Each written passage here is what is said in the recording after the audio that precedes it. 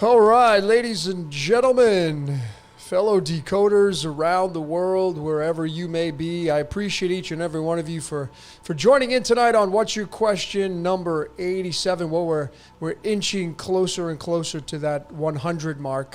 What a special and significant that number is in the decoding world, 100. Tied to the Ark of the Covenant, tied to the mighty star Sirius in the night sky. The 100, a zero more than 10, the 10, the binary system, the zero taking off the 10, and you have the 1. The 1 going down in the binary system. Anyway, ladies and gentlemen, What's Your Question 87? I'm going to get to as many of your questions, comments, etc. as I can tonight. I appreciate each and every one of you for joining in. I want to give a special thanks to the moderator here, Pamela. She's got, I think she has 5 different body doubles. That's how she's able to get around. But give Pamela some love. She does a lot of hard work and she's everywhere. I don't know how she does it.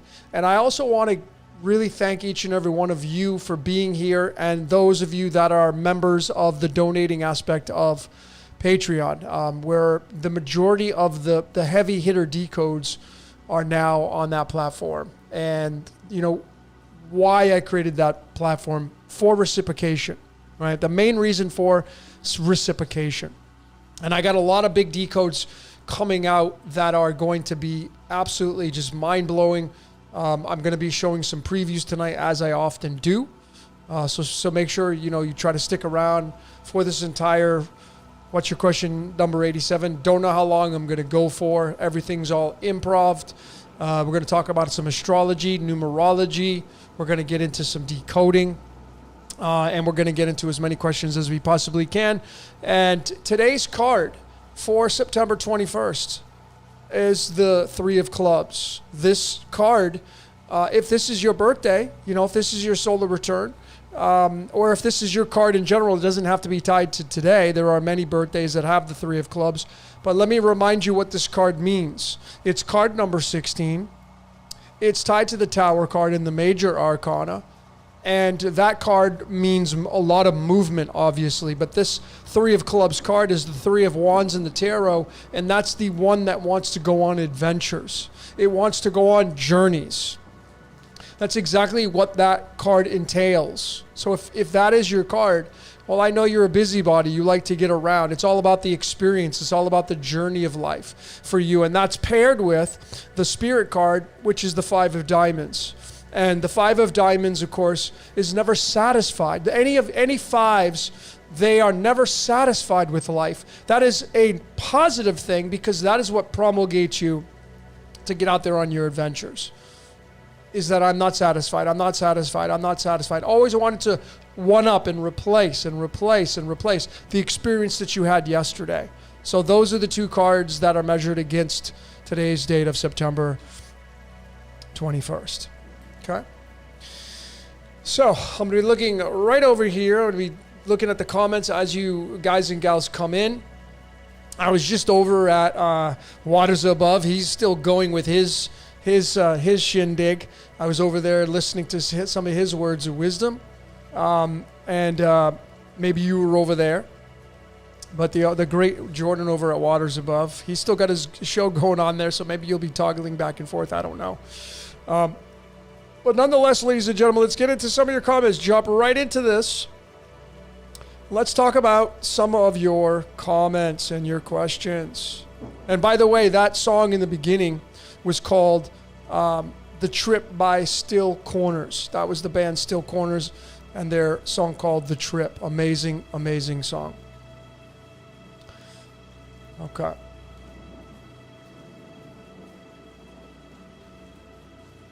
So let's check out some of your comments here.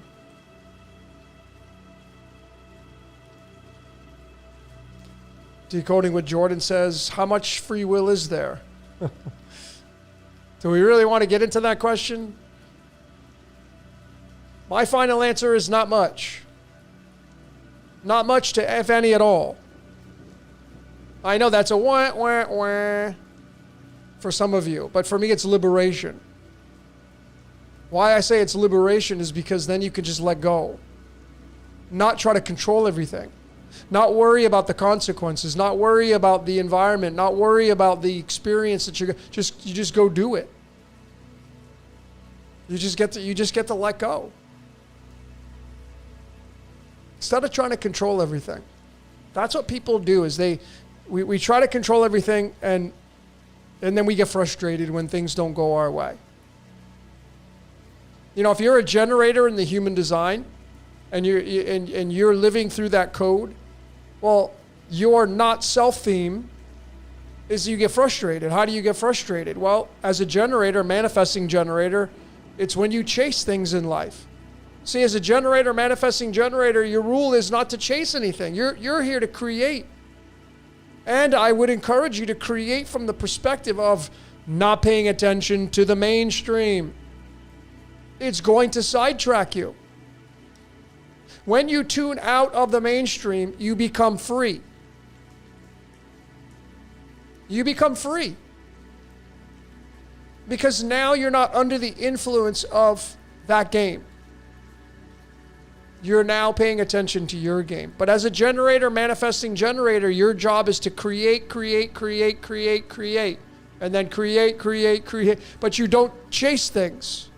So if you find yourself getting frustrated and you're a generator or a manifesting generator, maybe you're chasing something. You'll get penalized for it. I feel that this reality penalizes us when we're not in accordance with our code. And that's why it's so important to know how you're coded, how you're scripted, what your screenplay is all about. Because then you can sit back and observe and see how it's all playing out and start to enjoy yourself. Of course, again, cutting out the mainstream, not paying attention to the mainstream. because that is going to steal energy from you. Now, if you're okay with that, well, by all means, like, listen, folks, you know, we have this Trump and come out, the shit show on the world, the funniest shit show in the world is on the world stage right now. And like, I'm not paying attention to it because it's just a movie. But if you're watching that stuff and you're getting emotionally involved with it, you haven't refined your reality. You have to turn that shit off. If you can't watch it and realize it's a movie, well, you haven't refined yourself yet.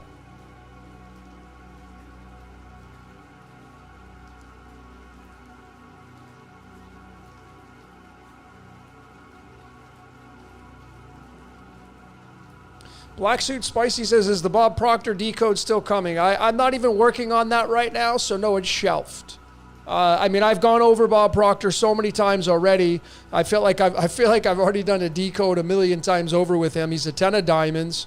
You know, he was living out, enhancing his life through money. His job, the basic fundamental of Bob Proctor, like we all have a basic foundation. Bob Proctor is designed to enhance people's lives through money, finances, getting you wealthy.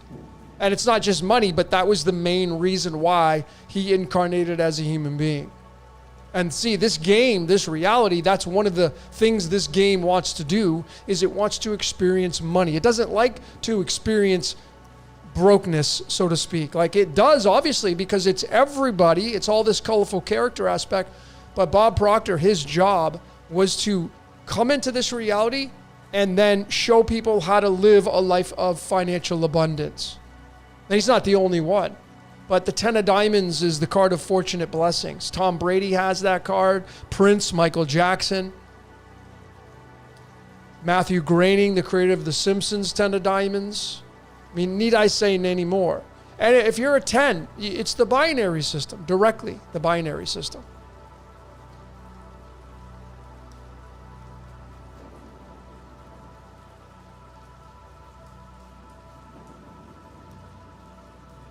Ed says, live stream, you were talking about being in a horse and buggy. We wouldn't like it. At the same moment, I locked my keys and had to call my insurance. Interesting. Woo Riders GG asks, what do you see happening in the next few months in the USA? Anything is possible. I know you want me to give you specifics. I'm not going to do that. And one of the reasons is I'm not there. So I'm kind of like, it's like telling you what's going to happen in Romania. I mean, I don't know. I have no idea. But, you know, like anything could happen at this stage of the game. And we're obviously in these layers of our reality where everything's kind of getting hot and heavy. And the handwriting's on the wall. I think that the answer's in the question.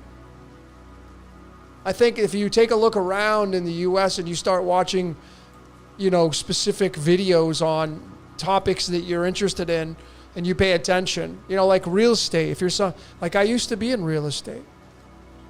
And I've watched a lot of real estate videos of people that have gone around the country, not even just the U.S., but going around the world. But in the U.S., there's a huge surplus of apartment buildings. The single-family home market is really nasty right now. My sister's in real estate, been doing it over 20 years. And I talked about this last time. And, you know, again, this is no fear. This is realism. But with you can see what's going on the world stage right now. We have hyperinflation going on. So what is it doing to the housing market? The housing market is experiencing hyperinflation. You're seeing people still paying like ridiculous amounts of money for homes. I don't even know where their mind's even at, paying for these homes. And, you know, right now, a lot of you are paying out the nose for food, right? Hyperinflation, gas. Well, when that bubble bursts, it's going to spread out through all of life. You're going to see a dip in it's going to completely crash everything. It has to. Go study hyperinflation. Go study economics. Just go figure out the last time we had hyperinflation and just look at what happened when the hyperinflation got fixed, got corrected, or got changed. It's dipping into everything. It's in the car markets. It's in the housing markets. It's in the money markets. It's in the stock market. Everything is inflated beyond its stretching point. So, of course, as they say, what goes up must come down. And I just personally don't see it like, just slowly massaging it away. It's just going to be a bam. It's going to just explode like a balloon. And whatever that looks like is whatever that looks like. And I said I wasn't even going to talk about it. And I did anyway.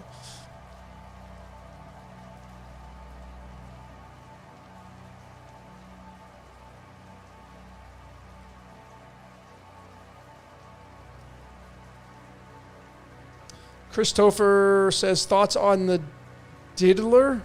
What's diddler? I don't know what that is. Oh, Diddy. I haven't even looked at it. That's boring to me.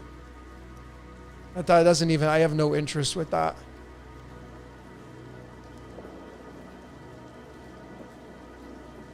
That's just another distraction. See, I'm going to be very direct here. You're asking the question about D. That means you're paying attention to it. Why? I mean, it's like picking up Entertainment, the magazine, or the Sun magazine in Britain with all these fake stories. Why are any of you paying attention to this Diddy stuff? Why are you even asking about it? I don't know. I know some of you are going to get mad and log off. But I'm just being very raw and candid. You know my style. Why are you even asking the question? That means you're paying attention to it. Why? It's sucking you dry, man. You could be doing so much more with your life than paying attention to it. Decoding, like if some people say, well, you're decoding this and that. Yeah, but there's a point to it. There's a point to that. Not just what's going on with the debate. What's going on with this in the news and I know what people are watching when they send me stuff. I know they're paying attention to the mainstream and they're hooked on it. They're hooked on the mainstream. They can't get out of it. It's sucking them dry.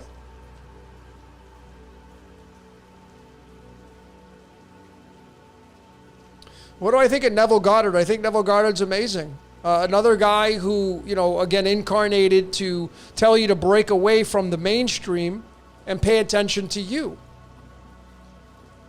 There just may be a thing where if you're paying attention to them, you give your power away and you're not now doing what you need to be doing to level up and refine yourself in your life. But of course, my take on this, Neville Goddard being used, Bob Proctor being used, Tony Robbins being used. All these people have roles to play. We're in a movie, we're in a video game, and we're being used as instruments. And I know that's like some of those things, that's not a popular thing to talk about. People get irritated, they get mad. They don't like this conversation. They don't want to talk about it. And they don't believe it.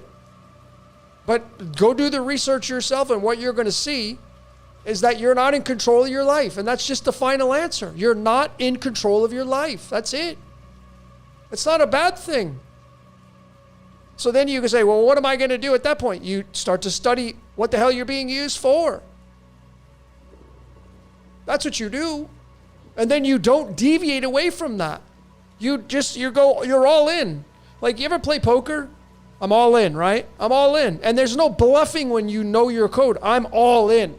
Like, I can honestly tell you here, I am all in with my code. I'm not budging away from my code. And ladies and gentlemen, listen, I'm going to make it really clear, right? And I've talked about this before. The people at the higher levels, and I'm just using this, there is no such thing, but I have to use this as an analogy so you can understand what I'm saying. And I'm going to use the Pope again. Right? Pope Francis. Do you think that guy knows a thing or two about a thing or two? Do you think he has inside information on how this reality works? Or you think the guy's completely oblivious and he doesn't know shit? Or is it possible that he knows a little bit more than you and I? Well, I think the answer is he knows a little bit more about it than you and I. And when you look at what they're doing, the Catholic Church, they're not budging, folks. They are, and this is what's so funny, because people say, yeah, this is the Antichrist. They ain't budging, baby. They are not changing their course. They are all in, and they know a thing or two about a thing or two. So when you know a group knows a thing or two about a thing or two, and they're not budging from their code, what does that logically tell you as a person? What does that tell you in your mind if they're not moving away from, and they know a thing or two? Like, it's like, oh, they're the Antichrist. Well, it says in that book that they're going to be destroyed then, right? Well, they're still not budging. Like, if you knew you were going to get killed tomorrow, would you avoid it? Would you avoid being killed if you found out and you could see through a crystal? Of course, every single one of you would make the adjustments to avoid the situation. Well, these people that are following the same book, so many people are, they are not changing the course of their lives. They are all in. So what does that tell you? There's way more to the story than what you're being told. I promise. I promise. Way more to the story.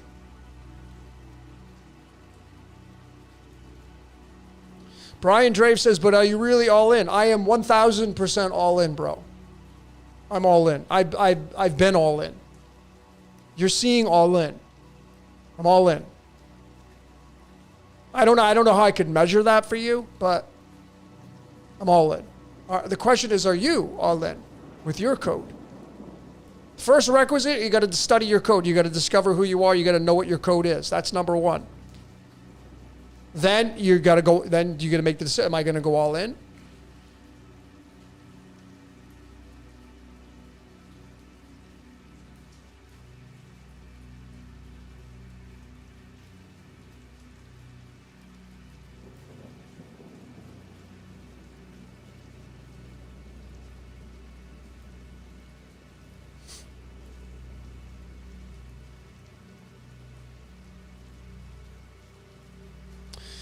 What's up, Bobby? Bobby, you're asking about the upcoming solar eclipse. You know, I mean, how many of those have gone by and nothing's happened? Not saying that it won't. Not saying that nothing will happen, but how many solar eclipses has happened over the course of your life and it was just another day? It was just another day. So, like, yeah, you could be looking at the transits. As a matter of fact, let's take a peek. Let's take a gander. Let's check out at a map of the stars. Here is the current chart. This was about a half hour ago. So the houses, we're not going to really pay attention to the houses, but we are going to pay attention to the. Let me get my cursor out. We're going to pay attention to the zodiac. I mean the celestial positioning, and. You know, keep in mind that Pluto the Destroyer, right, is kind of like nudged back into Sagittarius. This is, and you're looking at the accurate map of the stars. If somebody's telling you that Pluto is in Aquarius, well, I'm going to go to the map of the stars here, and we're going to look to see how's that even possible. So we have two websites showing that. Do you see, here's Aquarius. Where's Pluto at? Pluto, it's not even close to Aquarius, all right? It's in between Sag and Capricorn, doing its thing, all right? You have Kronos in Aquarius. Aquarius is your social circle house. There may be a lot of uprising in your social circle house. Friends, the way you think, a lot of the way you think ideas are getting shattered or getting removed. Especially Pluto and Sag, that's your higher mind. So a lot of your higher mind, your ideas, they are being removed, or they're at least giving you the opportunity to be removed. Be challenged. The sun right over here is with Mercury. Mercury's in Leo. It's just on that precipice of Leo. The sun, of course, being in Virgo. Venus being in Virgo. You have the planet of love with the planet of playfulness. There's a lot of activity right now on the world stage of, and you may resonate with this, like people coming at you, they want to date you, they want to get at you. Virgo is, family and having kids and sex, and so there's a higher activity of that here, and Mercury being there, it's just over the line in Leo, but still sitting side by side with the sun. The sun's very playful, and in Virgo, it's an earth sign. But when Venus comes in here, it's paying attention. It's, like I've had the pleasure of, like, just the past 2 days, there's these Mexican badgers here in Mexico. They're called Tejones. I love them. And they haven't been around, and just out of the blue, they've come out 2 days in a row. I've got to feed them. And that's Virgo energy. I've got these stray cats. Like, that's all love of the earth. And then you have K2 here, the spirituality of that, fulfilling that role. Maybe you're experiencing that as well. Across the way over here in Pisces, which is the artistic one, it's the hidden one. It's going to be your shadow self. There's Rahu here. It's been here. So it's time to face the music. Rahu comes into a very spiritual Pisces, comes into a water sign. Rahu just wants to have all the fun things in life, but it comes into a very spiritual Pisces energy. And it's forced to be in this energy. And, Poseidon is back in its home sign. Hotel Pisces is full right now. Chiron, the wound. I mean, there's a lot of energy here for all of us collectively to pay attention to our spirituality. That's what all this stuff is here. And, Poseidon, to me, represents addictions. And addictions can be good and bad, right? Like, you brush your teeth, that's an addiction. Is it a bad addiction? It can be. But brushing your teeth is preventative, so that's a good addiction, right? In that aspect. Well, you have the addiction of your shadow self, the hidden things in life, but also spirituality. Paying attention to your spirituality and removing what no longer serves you with the Chiron wound there. And the moon, you can see that the moon right now, it's about half, I think. Right now at the current state, the moon, it's about half, right? It's in the sign of Taurus, it's conjunct Uranus.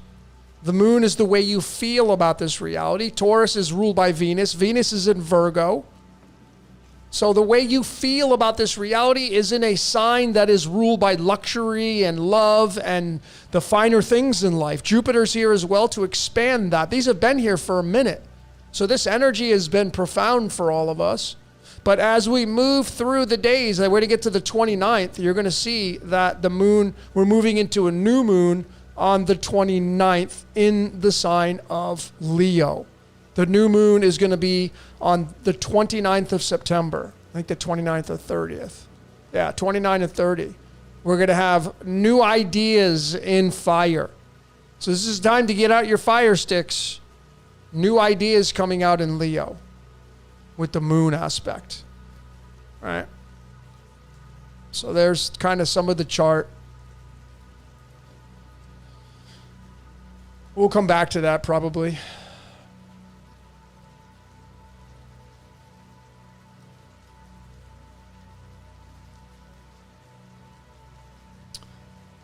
Truth Love says, I'm feeding stray cats too. Awesome.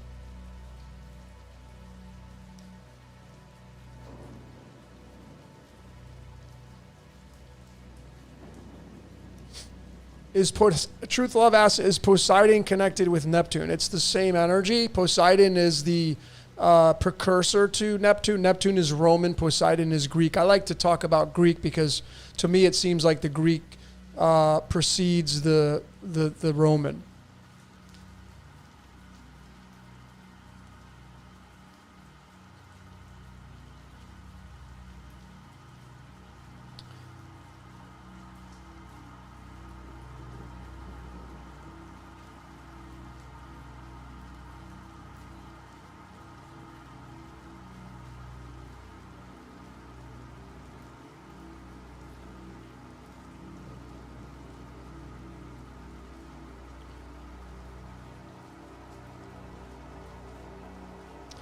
Luna Long Shadow says, I'm 32. Is there any point in me going to study gardening for 3 years? New Zealand education is sought after, but I don't know. Schools are corrupt. Well, you don't have to go to a school to study gardening. You can go to the school of YouTube, and you can get all the videos and education that you could possibly get. But if you're looking for a degree, it just depends on what you want. But the answer is always in the question. And to me, the answer would be yes, you should. Because you're asking, should I? Which means that you have an interest in gardening. Now, just think about it from a perspective of 3 years from now. 3 years from now, you have this high education in gardening, right? What would you do with it at that point? So you fast forward all the way into the future 3 years from now, and you start to get your imagination on cloud nine of what am I going to do now that I have this degree in gardening, or now that I have this, platform of gardening that I know a lot about. I can give you an example, is that myself, right? And studying the tarot and the cards and astrology and human design and Enneagram and all the stuff I've studied, right? I didn't even ask. It just interested me, and I went for it, and it just sucked me in. And now if I go all the way back to when I first started this, which was a long time ago, and I thought to myself, what would my life look like doing the tarot and the cards and helping people and nutrition and everything that I do? What would it look like? It would look like this, right? It may look a little different as I forecasted it in my mind. I didn't do that activity, but I would encourage you, since you're asking, what would it look like 3 years from now after you're finished? What are you going to be doing with it? And the thing is can you wake up every day and do whatever it is that you're going to do based on gardening and never work another day in your life? If the answer is yes, then the answer obviously is, of course you should go study gardening. But I would think that the answer is already built into the question. You're asking, should I? And the answer to me normally, the majority of the time, is, of course you should. But think about, what am I going to be doing with it 3 years from now? Don't think about don't come from a place of what's going on in the world, because then you're going to be affected by, and you're going to adjust maybe your decision based upon what's going on in the world. Forget all that nonsense. What do you want to do? Imagine it's a perfect world,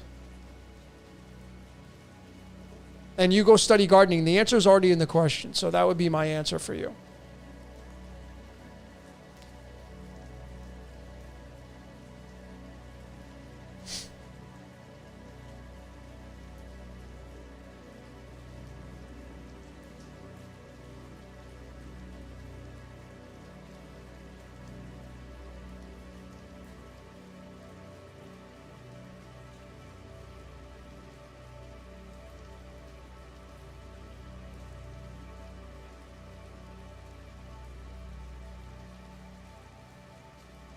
See, that's the thing, ladies and gentlemen. If your question here tonight is similar to Luna's question, should I move? Should I go to a different country? Should I do this? Should I do that? The answer is usually that's your higher mind downloading to you, go do it. And then maybe the resistance of fear sets in, well, how am I going to do it? How am I going to pay for it? You're going to make all these, and I learned this from studying Born Rich and Bob Proctor. Don't worry about how, Bob Proctor says, don't worry about how you're going to do it. That's irrelevant. First, you're going to figure out, what do you want? Then you go and you start to visualize what it is that you're going to be doing. And then you just let go. People ask me, well, what are you going to do after Decode? Listen, what am I doing now at this point to reverse engineer? I'm going to be going on the road and doing seminars. That's what I'm going to be doing. And if it's not, I'm not attached to that, right? But that's what I feel intuitively what's going to happen. And a lot of people say, well, yeah, no, but what about travel and it could get chaotic? I'm not paying attention to the mainstream. I don't care what's happening around the world. I've let go and I'm just surrendered to what this code wants me to do. And it's not only the fact that I've surrendered to it, it feels right. So I'm encouraging all of you, what feels right to you? What feels good in your soul to you at this current stage of your life of what you're doing? For some of you, it's like you're here to be wealthy. And it's just a matter of time before you end up getting wealthy. And you may not see it. You'll be like, well, I'm broke right now. But you look at your chart and you look through, well, just wait. But, of course, what do you want? What is it that you want?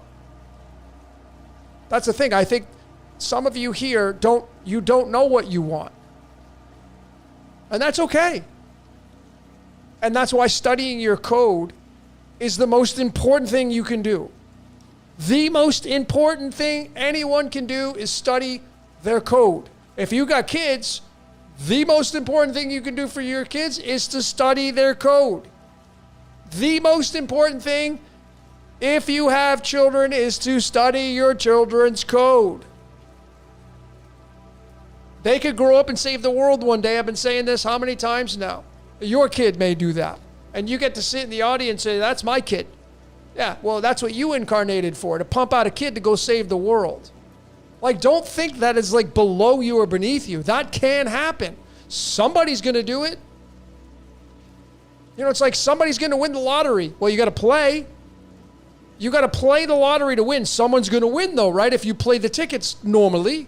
Well, how do you win the game of life? You got to play. You got to know what you want. You got to know how you're coded. And then I'm going to let go. But this is about the kids. Like, I'm already, for myself, like this whole thing that I'm doing is a big portion of it is for the future and for the kids. Because the children are going to grow up and they're going to start to rule over the world, and I'll be long gone. So the question is, do you as a person, do you want to leave a legacy behind? Do you want to leave a masterpiece behind, or you just don't care? I don't know. I would think that each and every one of you really deep down inside, you want to feel important. You want to feel like you can contribute to society. That's something that's important to you.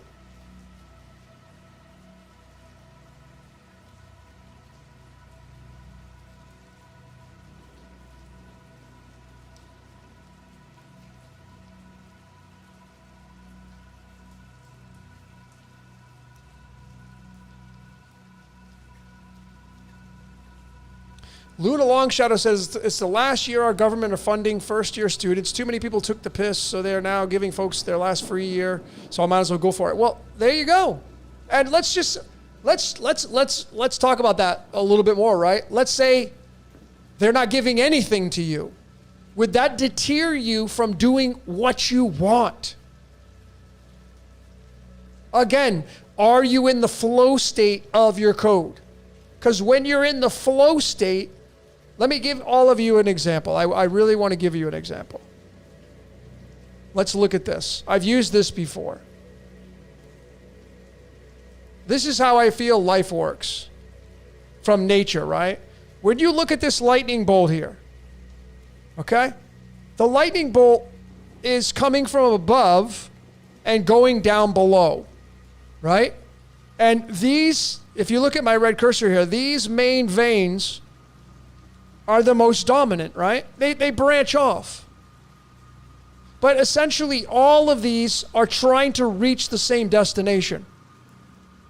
And I really feel like this is a good example of our lives.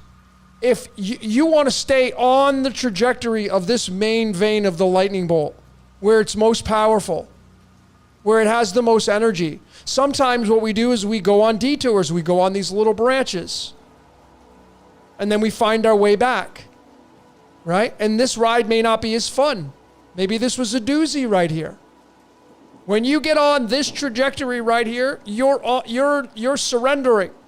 You know what your code is designed to do.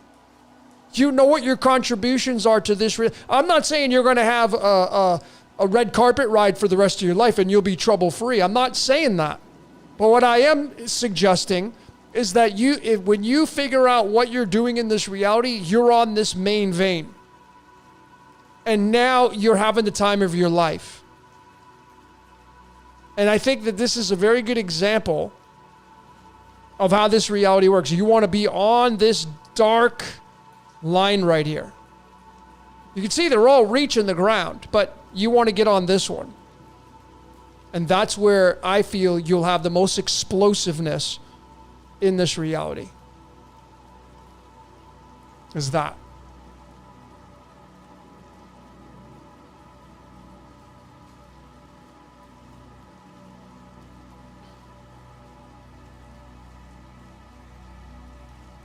Angela says, I need to learn more on my decoding, but waiting on your course. I'm working on the course. I had it shelved because I had a lot of stuff going on. I have it out right now. I'm working on the graphics. I have to shoot the course. I'm almost finished with it.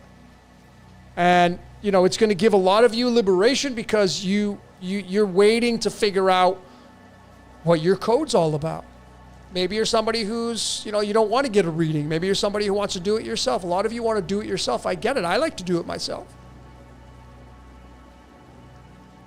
And so the course is going to have a lot of layers to it. It's going to have astrology, numerology, the cards, tarot, some extras in there, some enneagram, some human design. But the main component of the system is astrology and numerology. Astrology is really the foundation of this system because of all the moving parts that it has. But you could go gangbusters with all all the platforms. Like, have any of you taken the Enneagram test? Like if you haven't done that, I just popped out of this. If you haven't done that, I lost. Sorry if I lost some of you. Let me show all of you here.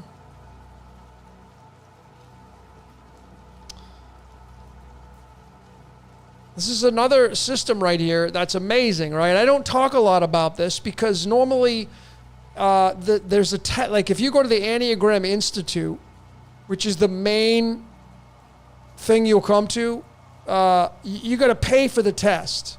See, you got to pay for the test here, right? So it's not free, but you don't have to go here. You can go to other ones. But the question is, what type are you? Which one are you? See, this is adding tools in your toolbox. Right? Astrology is a tool in the toolbox. Numerology, Enneagram is a tool. Like I'm this type. I'm the investigator. Right? That's what my type is. What type are you?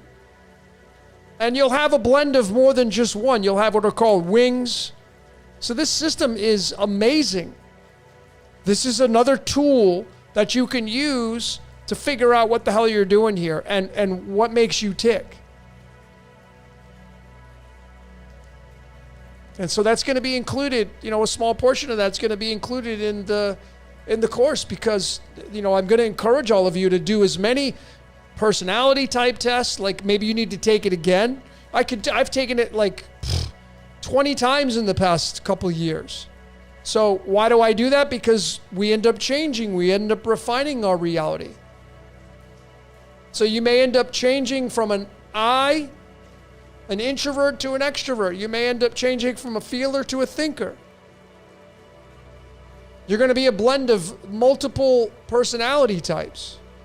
But when you start to grab all of this stuff and you start to read about yourself and read about yourself and read about yourself, you start to absorb it and you merge with the energy. And now you become the energy. And now you've defined yourself.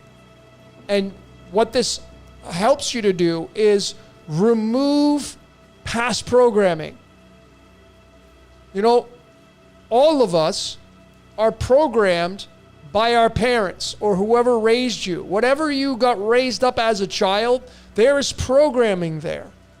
And for the majority of people here, if not all of you, there is still programming that you're living through habitually as an adult from your past. And some of that code is going to get refined and you'll get rid of it. And the way to get rid of it is to figure out what your raw code is. The raw code meaning like how you built in astrology and numerology. And again, ladies and gentlemen, it's, are you going to surrender to your code? Are you willing to go out courageously into the code and say, this is the code that I'm going to do? You know, some of you, and you know, like when you look at, let me show you something else. I'll give you another layer of this. Let me just find this. Hold on. I just want to show all of you. Let me just get a chart. All right, I'm going to tell you what I'm going to do. I'm going to do it for somebody. First person to put their birthday in, birthday, birth time, birth city. I'll use you as the example. First person, birth day, birth time, and birth city. First person.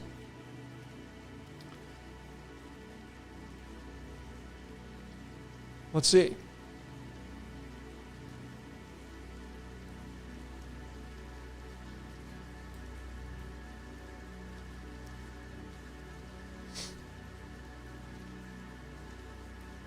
Angela says, is this personality test like Myers-Briggs? It is the Myers-Briggs. Personality, when I say personality type test, it's the MBTI, the Briggs-Myers person, the Carl Jung personality type test. All right, here we go. Who had the first one? Rosalina Silva. January 9th, 1997. Let's use yours. Let me just take a picture of this so I don't have to memorize it. Hold on. You got to be quick. Okay. All right, so let me just get the chart ready here. Bear with me.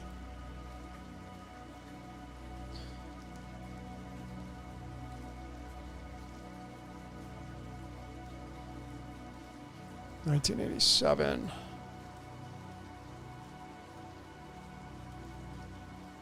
Till 8 a.m. Rosalina, did I not do a reading for you? Your name looks familiar. Alhambra.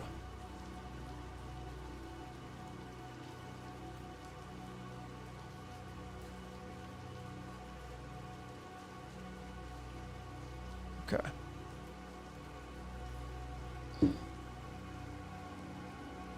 $1997. Sorry. Okay.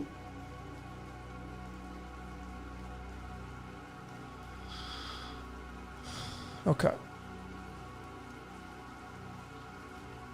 Here we go.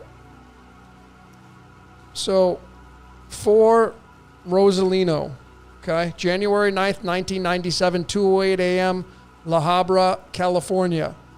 So I'm using the website astro-seek.com. You come down to here, you got to come down to the sidereal. And you click on that and you enter in the information. When you get there, it's going to look like this. You want to click on the nakshatras to get an extension, right? And this is not set in stone because this uses the 30-degree houses, which I don't feel is accurate. So there's going to be some inaccuracies here. Even this will give some watered-down results. So we definitely want to move it into the Mastering the Zodiac, but I'm not going to do that. The main point of this, for all of you, to show you something that you can do, is looking at this is called your D1 natal chart right there. The D1. There's a lot of charts here. So obviously it can get really advanced, right? So the D1 natal chart, your birth chart, and what she has here in this system, she has Libra rising. So she's got an air sign rising. So the first house for all of you, wherever your first house is, has a big say in how you show up in this reality. And Libra is, normally this is a very good-looking person, very symmetrical. Libra's the scale, so they can be very balanced. They can be very fit, very sexy, seductive on the physical side. And then it can have a lot of beautification because Libra's ruled by Venus. But there's a wound here, right? I don't want to talk about this. What I want to get into, what I wanted to show, and that is we come down here, we click on the D9, the Navamsha chart right here. And when you hit that, it's going to change it, right? You have to hit OK. It's going to change it. And now what you're seeing is she moves from a Libra rising to an Aries rising. And this is a game changer because this D9 chart is based upon your second half of your life. Normally, they say around 42, 43, after 40. And it also has a lot to do with marriage and partnerships. You can see that her Libra flips over to the 7th house, and now she has Aries in the 1st house. And so what does this say about her? Well, she goes from an air sign to a fire sign. So the second half of your life, Rosalino, you're moving, and you're already going to probably start to feel this. Like when I looked at mine, I was like, damn, I was already feeling this in my mid-30s. But Aries is fire. It's a leadership position. It's a Mars energy. It's an energy where you don't want to be in second place. You don't want to be in a subordinate position. You want to be that person that leads the way. This is how it's going to be in your second half of your life. So if you're going to get into a partnership with somebody, the benefit of knowing this is Rosalino is probably not going to is going to be very stubborn. It's a fire sign. It's a Mars energy, meaning, hey, I'm going this way. Are you coming with me or not? So this D9 chart has a big significance on how your life's going to be for the second half of your life and affecting marriage and partnerships, what you're going to be driven towards. Obviously, over here in the 7th house of marriage and partnerships, it moves into Libra, which is a rising sign in the 1st house. So this, Rosalino is a person who, will seek out a person who is somebody that's kind of tied to Aries. Wants to be around somebody who's leadership energy, wants to have somebody who may be dominate them, tell them what to do, and they may end up moving into that space. And there's a lot of factors that are involved because then you have all these planetary placements that you have to take into consideration, et cetera, et cetera. But this 1st house in your D9 chart, this should be looked upon for everybody. And then you go study. All you got to do is type in this right here. You just open this up and you type in Aries, 1st house, astrology. That's it. And then you start clicking on links. That's it. Look at Mastering the Zodiac comes up right here, right? And you start reading this. And I promise you, Rosalino, that this is what you're going to move towards in your second half of your life. It will affect your partnerships, marriages, for sure. So you'd want to study this. Even though you're Libra rising, you're going to move into this in the second half of your life, and it will affect you. I promise. With or without your consent. I promise you that it will affect you. And so I'm suggesting that you do this. Every single one of you should be doing this to figure out how you roll, how you function in today's society based upon your age and where you're at in the zodiac.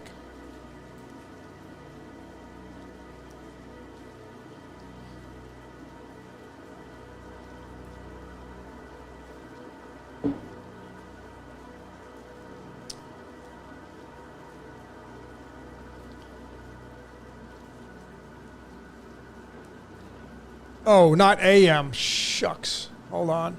I got to redo this now. Hold on.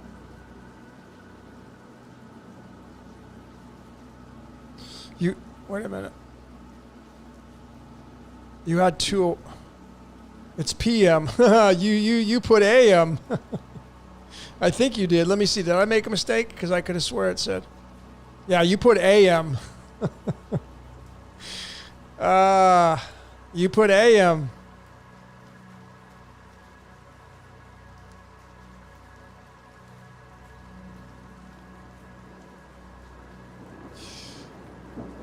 Let's adjust it. Let me adjust it and I'll show you.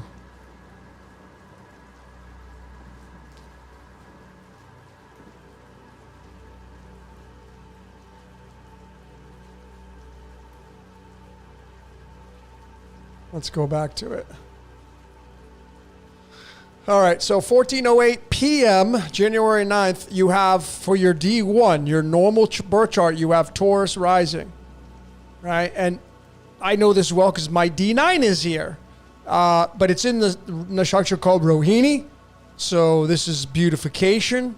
This is a energy ruled by Venus. Maybe you're somebody who's very attractive. Rohini is where Krishna is from, right? But let's look at your D9. D9 changes you to Gemini. So now you move into, the second half of your life, you move into a Gemini communication, creative kind of energy. And the way you're going to roll through your future endeavor days will be through an energy on the way you think, because that's Mercury, and your Mercury is there. So there's going to be a lot of thinking. You're going to navigate through your life by the way you think. The way you think is going to be a dominating force for your reality in your future days. Across the way, you have Sagittarius, and these can pivot on. This is the house usually of marriage and partnerships. So this first and seventh house right here are houses that postulate against you and your partner. And Sagittarius, of course, this means travel. You could be somebody who travels around a lot, gets around a lot, busybody kind of person because of Sagittarius being the traveler. Maybe you're going to be married to somebody or have a partner who is a traveler who gets around a lot to fulfill this kind of energy right here for your D9, the Gemini energy. And I mean, this is very creative, very communicative, never wanting to sit still. Mercury rules this energy, and Mercury, of course, is Quicksilver for a reason, because it doesn't want to sit still. So Gemini rising. So I would definitely, for someone like you make sure you keep active, keep busy. If you don't, you'll get penalized. You got to keep busy. Your D1, which, will always play a role in your life. When you have Taurus rising, this energy, if you have Taurus rising, well, money's important to you because Taurus is ruled by Venus, and Venus wants to have all the finer things in life. And this is like beautification. So you like to have beautiful things. You like to live in a beautiful environment. You like to have beautiful surroundings. Taurus is the boss. It's money. Like my observations, like you hear it a lot in the tarot. People say, oh, Capricorn, that's the devil card. No, the devil card is Taurus. Taurus has two horns. The devil card is Taurus energy. And why that is because Taurus is ruled by Venus, and Venus wants to have all the fun. It wants to have all the filth. It wants to have all the shiny new toys. It wants to have all the silk and the fine dining. So this energy for the first half of your life, you want structure. This is somebody who wants to be very structured in their life. They want to know what they're going to get. Day in and day out, they've lived by structure. They like structure. And this is, like I said, for me, my D9 is here. So for me, I resonate with this a lot. Right in Rohini. I like to be around beautiful things. I like to be in new environments. I like to have my life structured. I like to know what I'm going to get. This is my second half of my life. And my D9's in Taurus. So I resonate with this a lot. I know a lot about this energy. So this is never going to let you go. But when you move into the D9, you're now moving into a different energy of Gemini, which is, a lot of movement. So you may have to move out of your structured environment and start to move around and travel around, et cetera, et cetera. You may have to change that up. So if you start to feel that, you start to see that in your life, don't fight it. Try to figure a way to go with it. Okay. I hope that helps.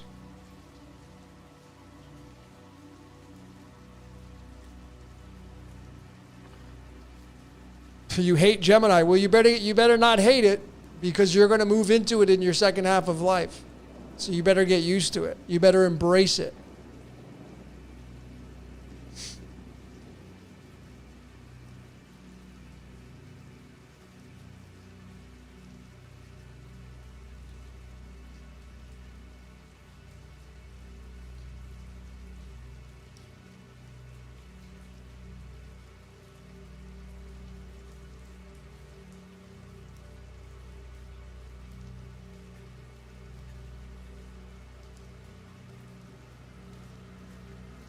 You know, remember, ladies and gentlemen, right now Taurus is occupied by Uranus and Jupiter. And Jupiter, the job of Jupiter is to expand. What's going on the world stage right now? Hyperinflation. Hyperinflation is happening because Jupiter is expanding the aspects of Taurus, which is money. And you have Uranus in there as well, and Uranus is the outlaw. So I would suspect that when Jupiter moves out of Taurus, I would suspect, and I'm just going to see exactly when that's going to be, I would suspect that we're going to see some changes. Let's see when Jupiter does. I'll tell you exactly when Jupiter moves out of Taurus.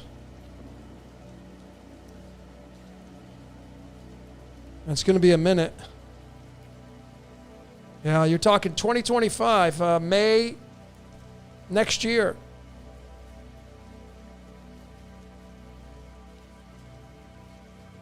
Yeah. So it could be some more time. We have some hyperinflation and this mess going on the world stage. Or maybe not, but Jupiter expands Taurus's finances. We have hyperinflation. It's all over the world right now, not just in your neck of the woods. Excuse me.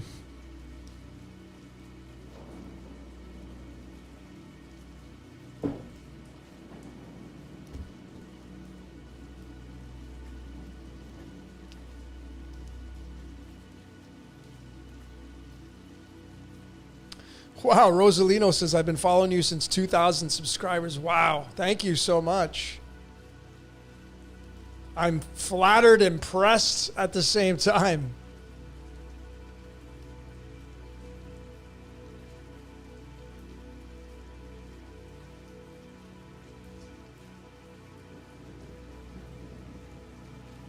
Christopher asks, what can you say about the magic word abracadabra? I believe that's 21. I'm almost certain that's 21.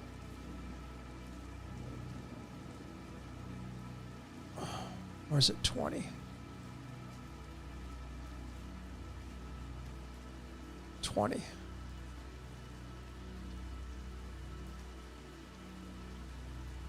Yeah, 20. So I thought it was 21.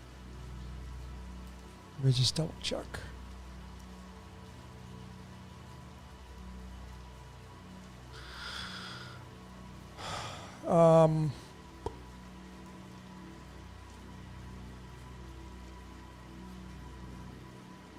Yeah, it's 20, which is duality. Abracadabra is got the same numerology output as duality.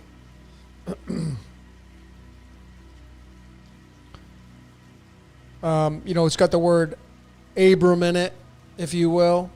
Abba, Abra. It's got Ra in there. Abracadabra. It's got Ra twice.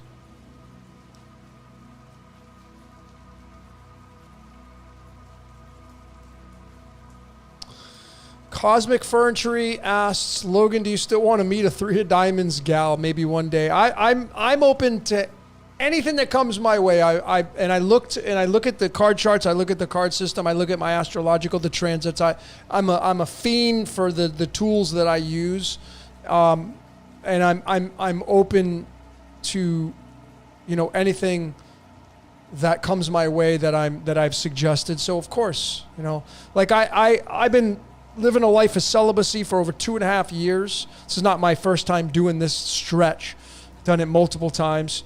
And I've said this live and very, very transparent. Is that final for me? Again, is anything final? Am I going to stay in this position forever? I don't know. I'm not sure. But I have said that if somebody comes towards me, you better, I'm super picky. I've made this very clear. If you don't work out, forget it. I know what I want. Like, you got to have a certain this and that. I'm super picky. The same, I'm looking, for me, it would be like to match physically and mentally how I am. So I've been doing the work, refining, and it's like anything less would be kind of cutting myself short. You know?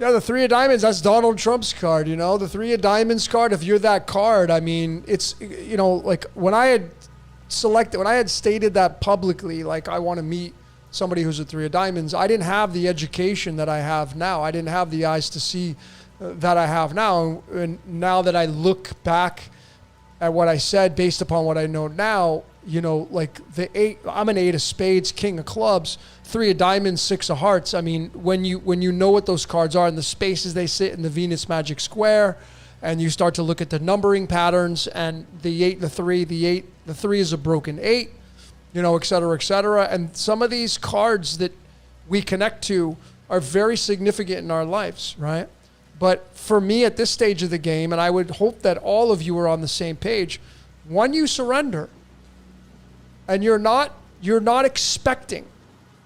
You're not somebody who has to have it exactly a certain way, even though you're going to have it that way. Like I said, I mean, I wouldn't even consider dating somebody that, if you don't work out, forget it. That's not even worth my time. And I want to be with somebody that's healthy and fit, you know, and takes care of themselves and looks a certain way.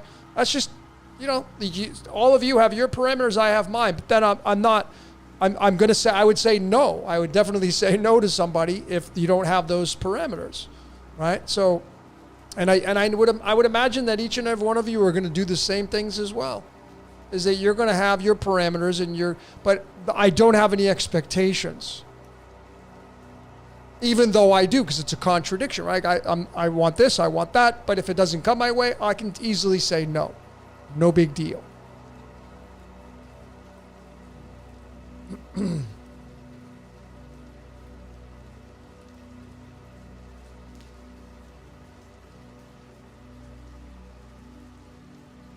But they are all the colorful character. There's no question about that. The 3 of diamonds being card 29, it's tied to ribonucleic acid in numerology. Ribonucleic acid is the messenger of deoxyribonucleic acid. And that's why the 3 of diamonds, I'll just show you really quickly how this all works.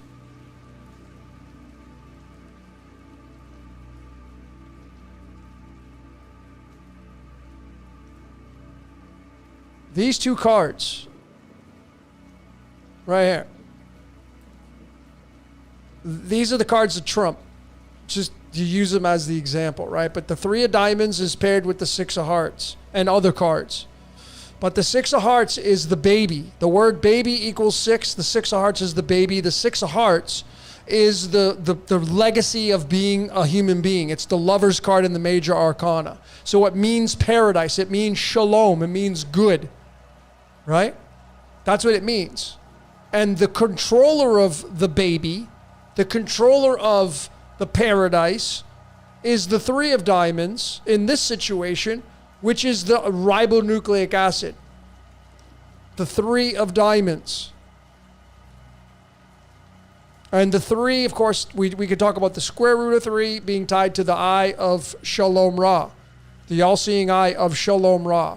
The square root of 3 being the measurement of the vesica piscis. 265 across, lengthwise, 153 across. And it's in the shape of a diamond. The vesica piscis is 2 circles that come together, but you can fit a diamond right inside there. I've covered that in the Eye of Shalom Ra Decoded. Well, the 3 of diamonds is the square root of 3. This is the card of the programmer of deoxyribonucleic acid, which is us. Well, we become the 6 of hearts, the baby.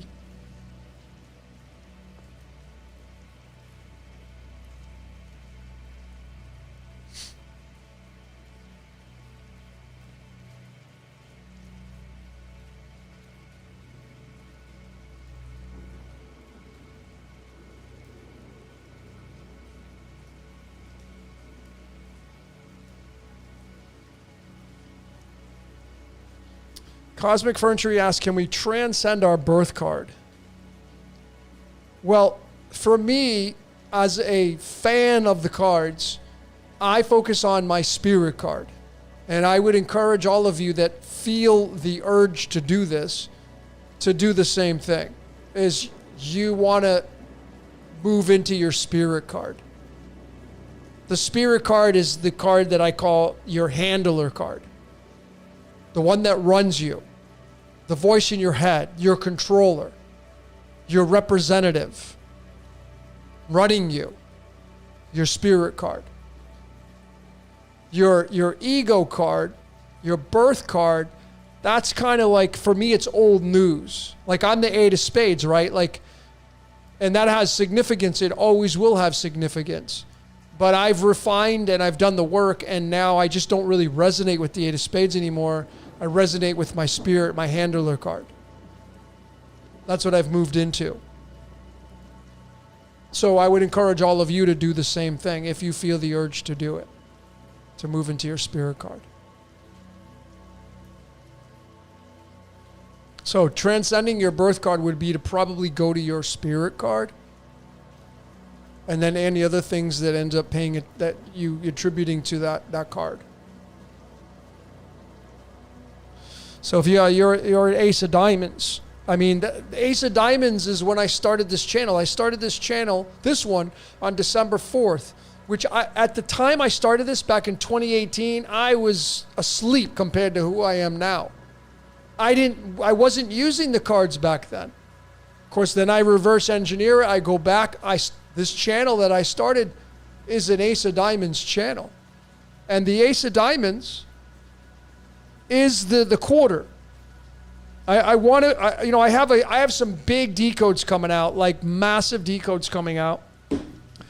And I've already come out with one on the theological matrix. It's already out on the Patreon. Oh no, No, I haven't even brought that out yet. I've already shot it. It's going to be out on the Patreon. It's the very first time the matrix, the word matrix, which is the word womb in Hebrew, Exodus 13 verses 12, the very first time that is mentioned in the Torah is Exodus 13 verses 12, where it talks about opening the matrix up, and everything that opens the matrix becomes property of God, property of the Lord, in the context of that story, right?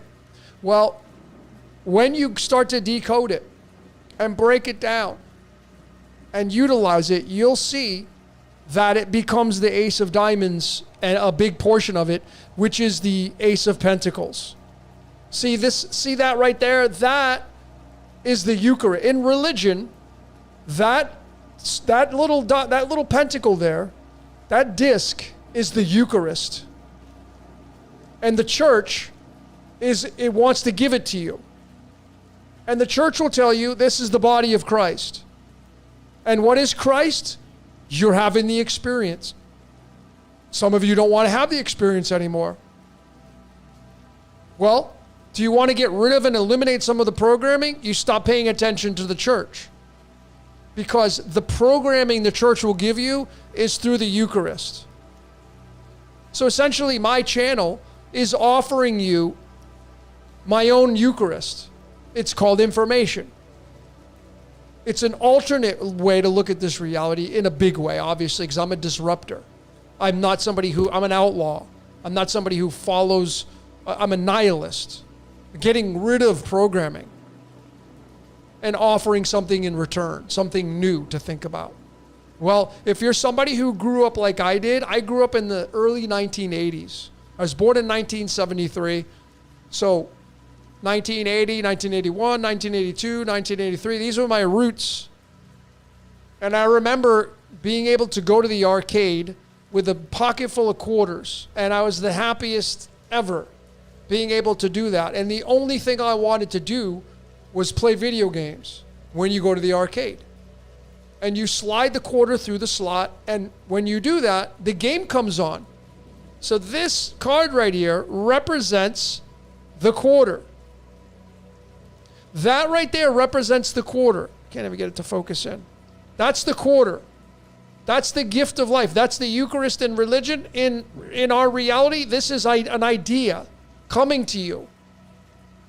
Now, if you're an Ace of Diamonds card, yeah, it typically is, and this is, I'm just regurgitating this from Sharon, but Sharon says, you know, Ace of Diamonds, you got to basically pick either your career or your love life, but having both is going to be a challenge. Now, I'm not an Ace of Diamonds, but my channel is an Ace of Diamonds. So, you know, for someone like Ace of Diamonds, being card number 27, it's tied to currency. It's a card that's designed to deliver new things in life. But this, I'm telling you, the Ace of Diamonds card is tied to the game of life or reality, to play again and play again and play again and play again.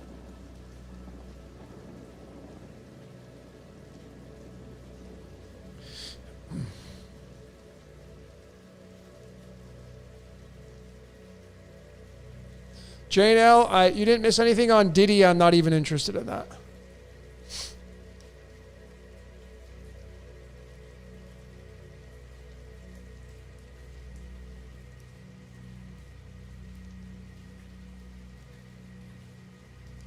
Yeah, so you know, when you start to study,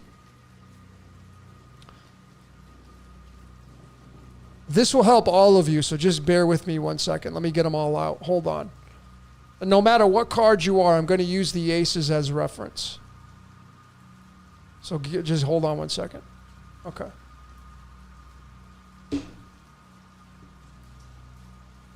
Now, the tarot is different. Remember, the tarot came after these cards. These cards came long before the tarot. I'm not saying that they have precedence over the tarot. They're both even when it comes to delivering information to our reality.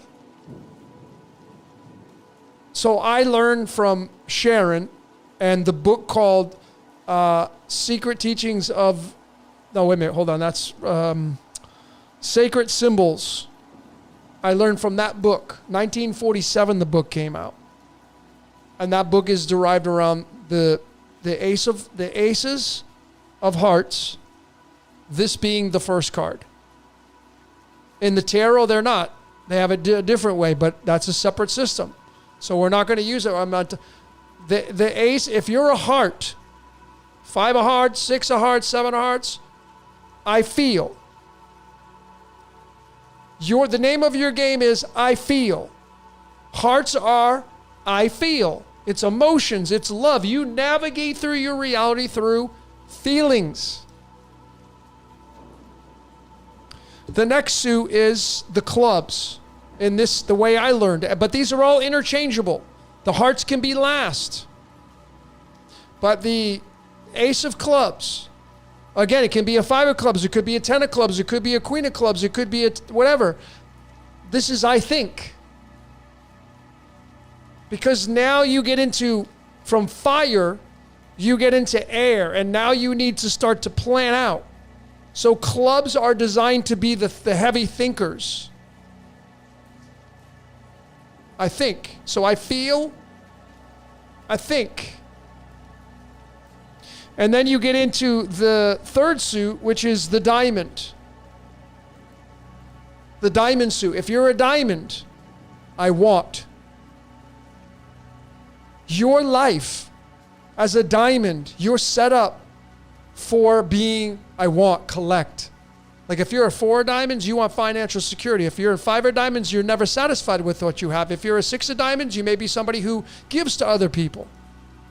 If you're an 8 of diamonds, you go work for it, you'll have whatever you want. 10 of diamonds, fortunate blessings. One of the most fortunate cards in the deck. The king of diamonds, the king of money. The queen of diamonds, the queen of money. I want. What do you want?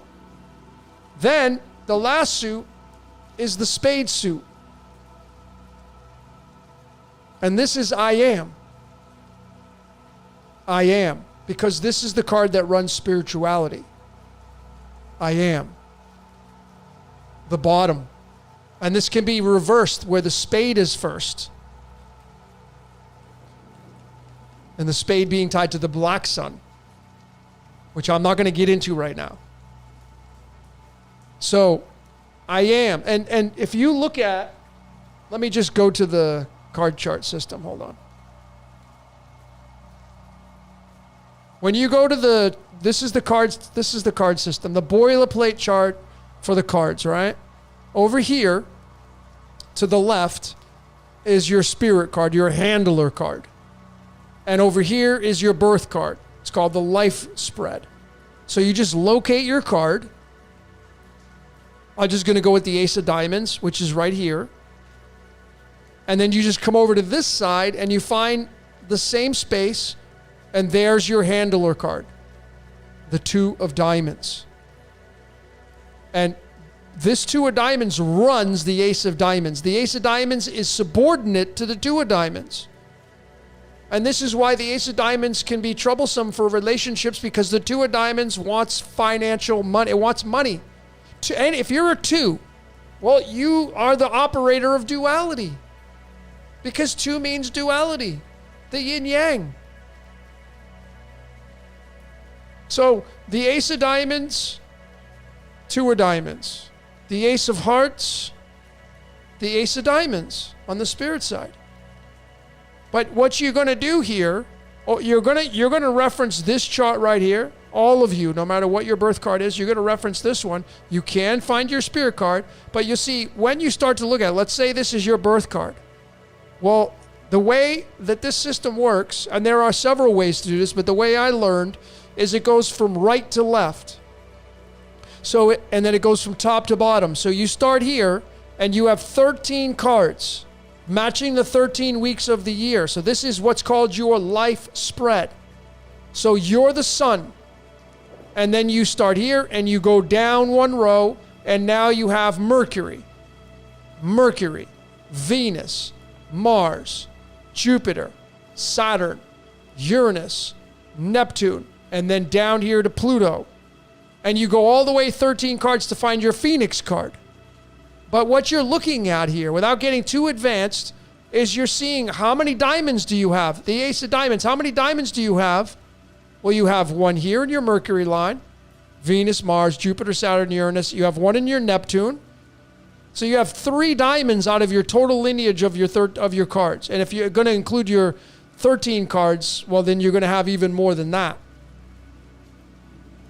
And then you have 7 of clubs, you have 2 clubs, you have 1 spade, 2 spades. So now you can see the spade is I am, spirituality. The clubs is I think. The diamonds is I want. And the hearts is I feel. You have 2 hearts, the 9 and the 5. So when you start to study this system, it's a bulletproof oracle. And then these cards change every year. So you can start to look at your spread based upon your age and get a really good idea of what to expect for that age. That's the cards. So that's going to be coming out in the course.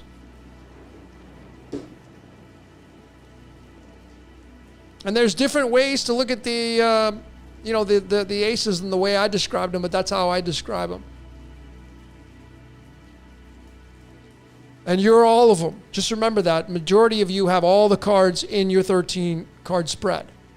So you're going to be, I feel, I think, I want, I am. Spirituality, right? You're going to have all of those. A blend. You're this colorful character. A blend of all that energy.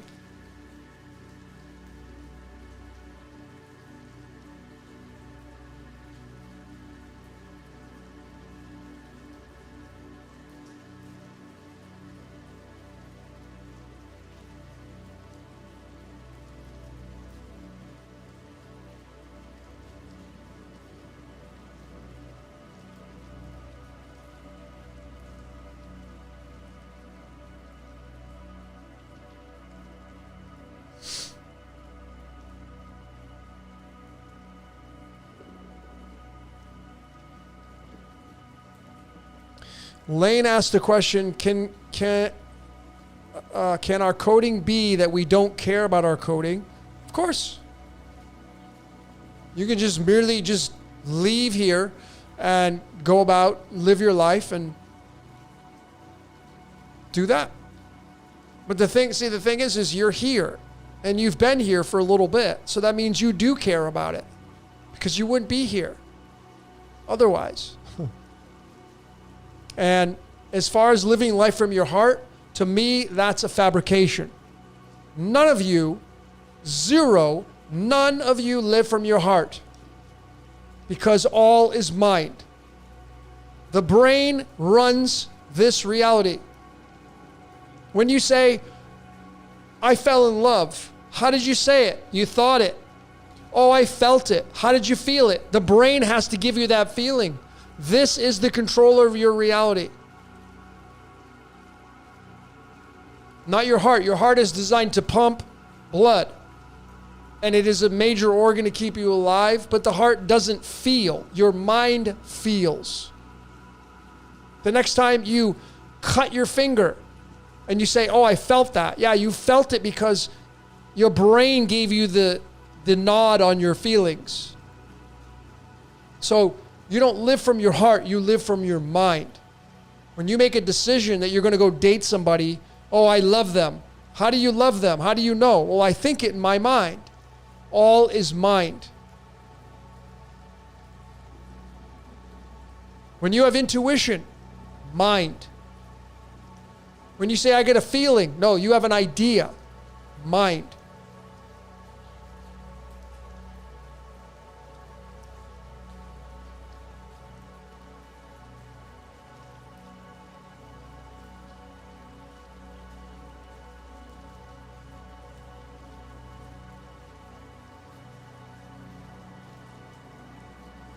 What's up, Bobby? You going to Mexico? Sharon said, yeah. I'm supposed to do something with Sharon. I actually have to call her.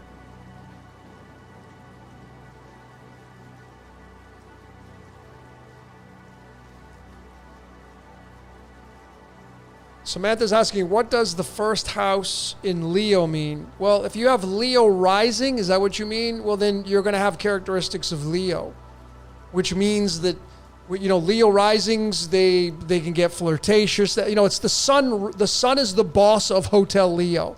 And what does the sun want to do? It wants to be playful.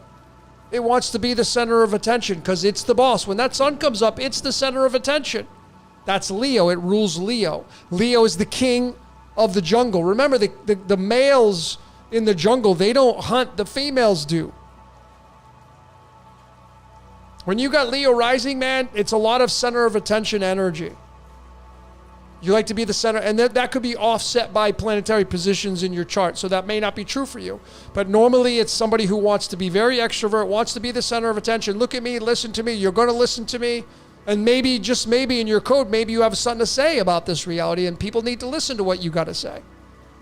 So like, if you're comparing it against, oh, well, that's bad. Stop comparing about good or bad. It just is. Like, if you incarnated to be service to self, why is that bad?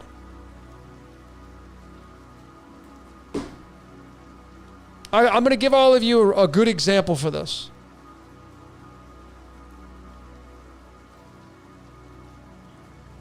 Where am I going with this?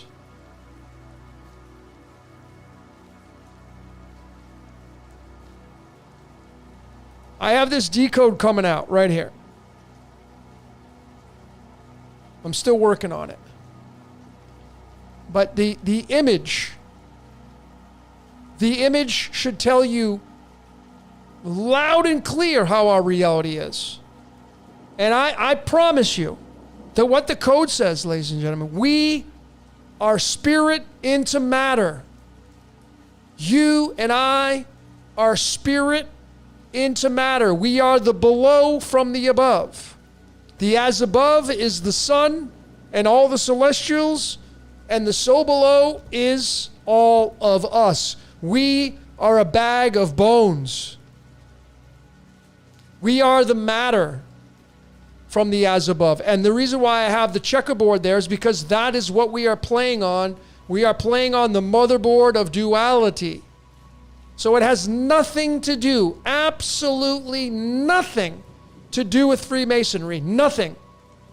Yes, they use it, but instead of thinking it's bad, you might want to consider revising your thought process because it has nothing to do with that. What it does have to do with is our reality being a dualistic reality. And the sun in the background shining on the skeleton is giving an example of the sun becoming. You are that bag of bones on the checkerboard floor, playing out your reality. And the sun is watching you. The eye in the sky is watching you. Your every move. When you're doing the cha-cha-cha in the bedroom and you got all the blinds shut, I promise you, you are being watched. So don't think you're going to be able to get one past anybody. Or get one past whatever's watching you in the sky, because you ain't. The example I want to talk about here, to show you what I'm talking about, all these slides I have, is right here. This. And I'm going to reference one of the biggest verses in theology to tell you that you are playing out a character, and not everybody incarnates to be the good character. I promise you. So what you're looking at here is the Hebrew letter called Shin. Okay? And Shin has two different ways to observe it. This little circle over the clef here, this is the crown, by the way. This means shalom, good, paradise. Shalom means good. The opposite of that, using the same letter, is sin. And you move the dot over to the left-hand side. This is as above. This is so below. This is called sin. This is shalom. Sin, as in serpent. Shalom, sin. Same letter, different pronunciations, different circle. You see? So, this is where you get the Christ talking now. Jesus is in the church of Laodicea in Turkey, one of the 7 major churches in that area of the world at the time. And Jesus is talking to the church, and this is what Jesus says to the church. I know your deeds, and you're neither cold nor hot. I wish you were either one or the other. And what he's saying here, ladies and gentlemen, is that I wish you were shalom or sin. I wish you were good or evil. And then he goes on to say, because you're lukewarm, I'm going to spit you out of the game, because you don't want to be a devil. You don't want to be an angel. I have no use for you in my game. You have to pick this right here. This is as above, so below, folks. Okay? This is how magical the Hebrew letters are. Just use it. And this is the 21st letter. This is the world card in the tarot. And when the world starts out, shalom, it's a paradise. Over time, Satan, Saturn, the devil, it becomes a barren wasteland. And now it becomes a world full of sin. Sinning. You see? So when Jesus says, I am the way, the truth, and the life, it's shalom. But it puts you right back on the board, and this will end in this. Because this can't live forever, because everything dies. If you want to play the game, Jesus is telling you, you got to pick one. And this clarifies the fact that not everybody incarnates to be the shalom person. There are tons of characters in the world that live, eat, sleep, and breathe sin. Their job is to bring this, their job is to destroy this. Because, and this is where you get, start to study nature, you have vultures, you have scavengers, you have animals that feed off of death. They live through this. They're not designed to give life. They're designed to eat death. decomposition. And if you can see this now, you have the eyes to see. If you can't see this now, I don't know what to tell you. But this is coming out with this right here. So I'm going to give you 2 slides to show you how magical this is and how it's all chemistry. And I'm going to use the word above in Hebrew now. As above, so below. Above has the same numerology as the Elohim, which is the gods that made human beings. Let us make man in our image, after our likeness. There is no singularity. It is a plural aspect. It's the Elohim running the above. This right here, ladies and gentlemen, is where chemistry comes in and shows you what the above is. It's the sun. This 41 is the element called potassium. And potassium has 19 protons, and the 19th card in the tarot is the sun. The sun is the as above. And the reason why COVID-19 came and where's it coming from? From this group. It ain't coming from man. They didn't create it. Because mankind's mind is being used by the as above.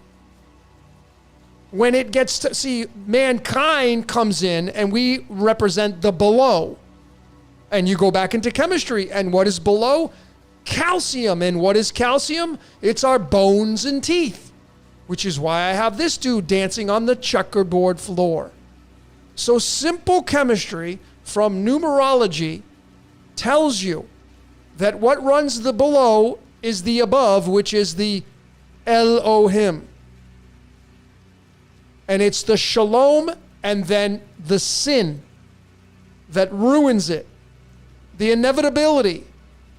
Okay? And you can see that the numerology of as above, so below matches the numerology of these 2 elements that represent the as above in the Hebrew.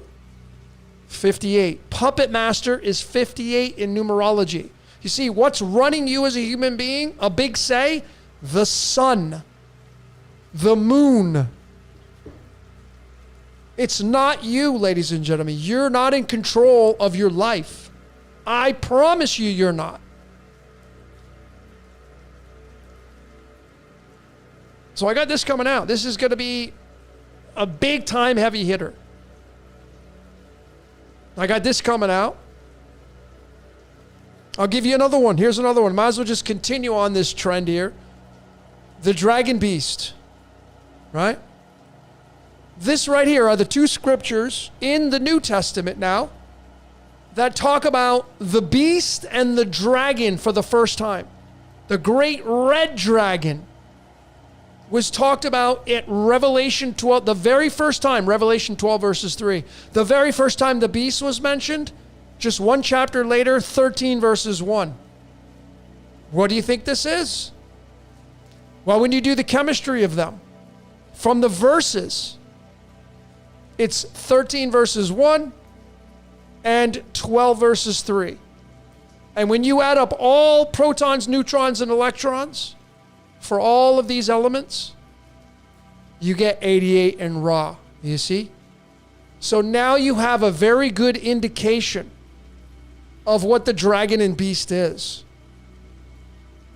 And this is where it says that the beast is going to make you put the mark. Otherwise, you will not be able to buy or sell. That's what this whole stuff talks about. And it's tied to this. This is the law of one, folks. This is the law of one material right here. So I got this coming out. And then I got this one coming out. And the story of the fallen angels and how we're tied to that. And then I had this drawn up going down into the computer because that's what we live in. We live inside of a big computer.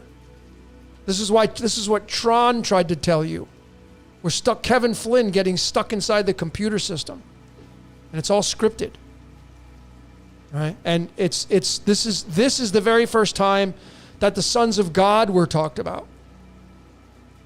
Right? Besides the Elohim, this is where the very first time it was the sons of God, and where they saw the women on earth and they were beautiful and they wanted to go down and marry them. And now you get the fallen angel story here. Well, when you do what's called theonumerology, and that is a methodology that you take the verses of each chapter and you add them up until you get to the chapter and verse in question. You add them all up here, you get a total, and you bring it into chemistry. And you can see that it's 58.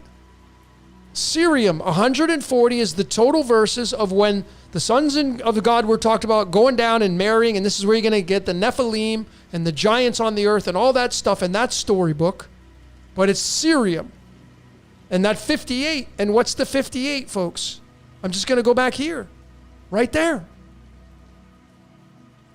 It's the sons of God coming down to play the game. It's you and I, folks. It's a bag of bones. Calcium. And this right here, this 140 is tied to the numerology of don't eat from the tree of knowledge of good and evil, because if you do, you will positively die. Same numerology, same outcome for the sons of God that took the daughters and made wives out of them and became a bag of bones. And you can see, this is the scripture right here, Genesis 6 verses 2, and here's the word, and this is women. They've got wives here. Nasim, this is women. And it starts with the letter Nun in Hebrew. Nun is the 14th letter, and it's the serpent. Okay? It's this is why Eve is the one who bit the apple first. Because the women represents the serpent, the enticer. I'm not making anything bad on the women, but you women have all the control. Right? You can easily seduce a guy. You can do. Guys can't do that to women. So the men got seduced, and the women, right here is the word, they make you trapped. And what makes you trapped is love. Screwing, humping, sex, procreation, which is exactly what these sons of God wanted to do. You see, simple chemistry, simple numbers, because this is a code that people don't pay attention to, but it's there. And this, I'm supposed to tell you this because this is my birth card. This is my freaking birth card, folks.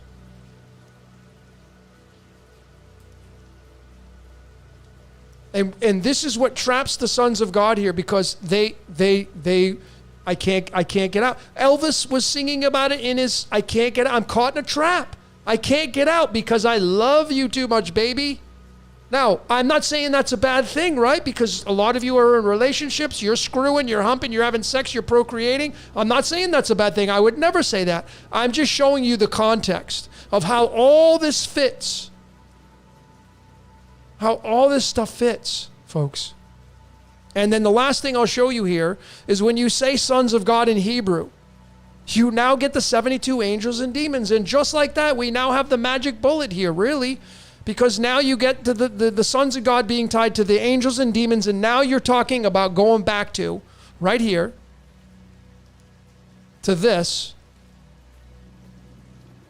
And now and Jesus saying, what this is talking about right here, I wish you were one or the other. I wish you were an angel or a demon. You got to pick one. Which one are you? Well, you go back here.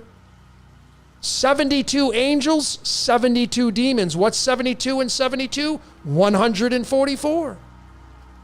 It's the sons of God, folks, that are here in this reality, the energy here in this reality. And Jesus clearly says, you got to be one or the other. Otherwise, I'm going to spit you out of my mouth. I'm telling you, ladies and gentlemen, that's what this whole thing is.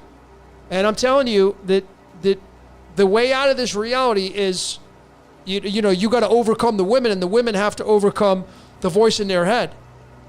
thinking that they need a guy to do this and do that. This whole marriage thing, this is all ritualistic stuff. But it traps you. And love, to me, my final answer, love is the trap. And again, I'm not saying it's a bad thing. So don't be thinking that I'm saying it's a bad thing, because some of you are already in your head, you're saying, oh, Logan's saying it's bad, and that's not what I'm saying. Because people have said, is that it for you? Are you done in relationships? I don't know, man. I don't know what my code calls for. But I'm telling you, love is the trap. It's what got the fallen angels trapped here. Love. And it's not just love. And these people that tell you, oh, well, it's not lust. It's lust, baby. When you have the desire to have sex with somebody, there's no love involved in that. Yeah, maybe when you're 5 years into a relationship, but at the very first time you end up having sex with somebody, that is 1,000% lust. Chemistry, lust. Sex is lust in the beginning. So when you get yourself all turned on and all that stuff, that's lust, baby. That ain't love. That's lust.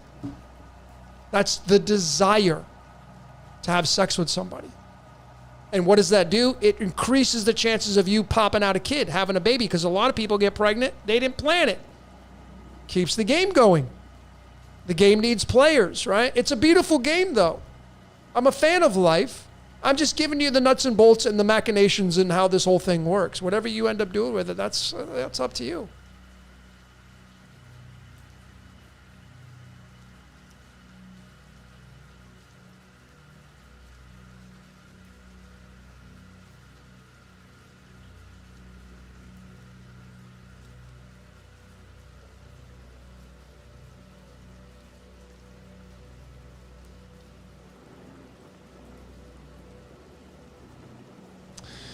So we have a colorful character in here. Machine says, the Bible and every other ancient text are not historical documents. This is entertaining. I like your energy, but you are the one preaching mind control. Aren't we all? Everybody is. Your statement is mind control. So if somebody agrees with your statement, is that not mind control? Of course it is. Everybody's doing mind control. It's called marketing. So if you don't like the ideas that are being put out on this channel, totally cool. It's just not for you. You'll find your mind control somewhere else, because someone else will mind control you. Just may not be this channel. At least I'm honest about it.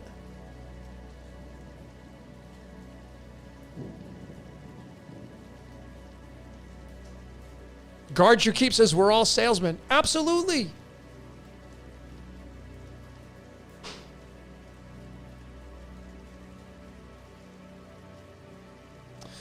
Lane asks, can we be both a demon and an angel? That's a great question. I think it's a sliding scale. I mean, at this stage of my understanding, I think it's a sliding scale, meaning like, let me give you a scenario. Let's say that one day you're this healthy person, right? You're a super healthy person, and you get into a car accident one day, and you completely jack your back up. You break your back. And they put you on pain pills, the hard ones. And you're somebody who's, never been addicted before. And you go through the course of the pain pills. Maybe you're still in pain. Maybe the doctor won't prescribe you anymore. Whatever the story is, but you get hooked on pills. And maybe you end up going off the deep end where you can't get pills, and now you're in the streets, and now you're doing the hard stuff. Or maybe you're buying them illegally. Now you're hooked on that. And I give you that example because maybe, just maybe, the demon now wants to take over. Like maybe you were attached to an angel that was working with you when you were healthy.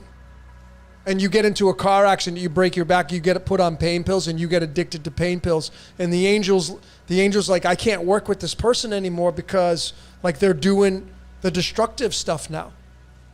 And I don't resonate with that energy. And the demon's like, I'll take him. I'll take her. And now the baton gets passed on to the demon. Because now you're working with the destructive side. So I'm giving you an analogy to consider. I'm not saying it's absolutely 1 + 1 = 2 fact. It's something that we can postulate here. I'm giving you that example based upon research, and there are, like even when I researched and broke down the Society of Jesus, I wanted to know the roots and the origins, and what I found is that beyond what the mainstream will tell you of what they're all about, back in the day, they used to take people up in the caves, and they used to do like schools up there. And some of the things that they would tell you is that the angels and demons run this reality. And of course, if you start to look at that, let's say that's a fact, right? Well, how many times in your life have you been sliding up and down? Where you may wake up, maybe somebody hits you and rear ends you and you get really pissed off and angry. That's not angelic. But you just react. You don't even think. And maybe that sets you off on a course of destruction for a couple weeks. Is it you doing it? Like we could talk about feeding the celestials, feeding whatever's running this reality. We can talk about that, which I have talked a lot about on this channel, a lot about.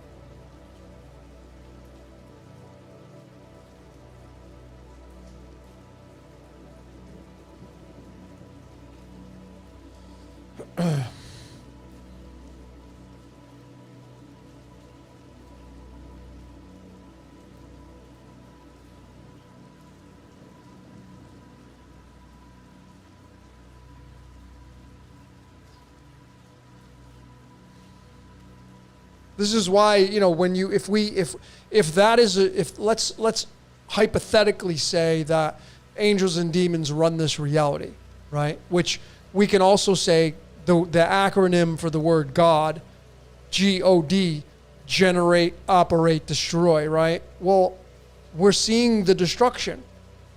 We're seeing the sin, not the shalom. We're seeing the sin happening. It's a necessary part of this reality. Because in order to make a new game, you need to remove the old one. So if you just use the simple analogy of the flood in Genesis, well, there was a lot of sinning going on. So the flood came and wiped out the sin. Cataclysm. Right? The flood was not a shalom event. The flood was a sin event. It was a Shiva event. The flood was not a Krishna event. It wasn't a Brahma event. It was a Shiva event. And please don't get it twisted. God is, through the Hinduism cosmology, is Brahma, generate, Vishnu, operate, Shiva, destroy. I promise you, it is exactly in that order. Brahma, Vishnu, Shiva is the G-O-D through the Hinduism cosmology. Brahma being the creator god, Vishnu being the operator, and Shiva being the destroyer. Which is why Shiva has so much reverence, because it contains a lot of power. Like when you make something, right? When you make something in this reality, if you build something, right, you're very careful and articulate about building it. Right? Like let's use a car, for example. When somebody's making a car, when it's in the factory and it's being made and everything's being assembled, it's very meticulous and careful. It's not supposed to be a sloppy job. It's very careful. But when it comes to that car going 50 years into the future, and now it lands in the junkyard, and now they have to destroy it, and what do? Maybe they flatten it in the hydraulic press. That's Shiva. That's a lot of damage and destruction. Damage Incorporated is Shiva the destroyer. That's the D in God. But the generate in God is beauty, because it's articulation. Like you're making something new. But when it's time to destroy, it's a lot of power. That's why Shiva has all the power, because destruction, you have a lot of force. There's no really force in creation. When you create a new idea, Like when you're creating a new relationship, when you meet somebody new and you like, oh my God, this person is amazing and I'm in love and it feels so good. And you know, it's just so beautiful, right? But you fast forward and all of a sudden now you get a restraining order. You're calling the cops. What happened? Now Shiva comes in and it's ugly. It's destructive. You may start drinking a lot to handle the stress and depression. Shiva. That's why Shiva has all this power. Whereas Brahma, it's very careful and beautiful to create through. And that's the Trimurti in Vedic astrology, Brahma, Vishnu, and Shiva. That's God in the Hinduism cosmology. If you go into the Judaism, it's going to be the Elohim and the Yod and all that stuff. So it's just the same story told in a different way.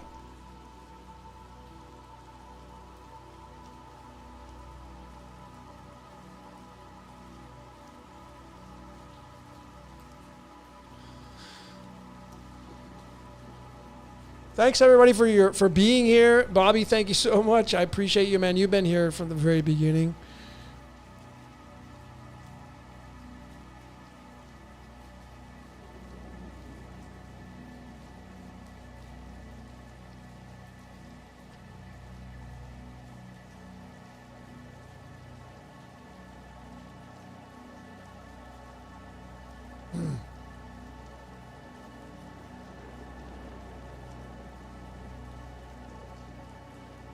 It's like if you're listening to this music right here, let me give you another example, right, of Shiva and Brahma.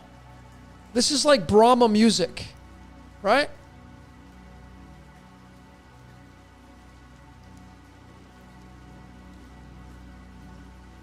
Let's see if I can find something.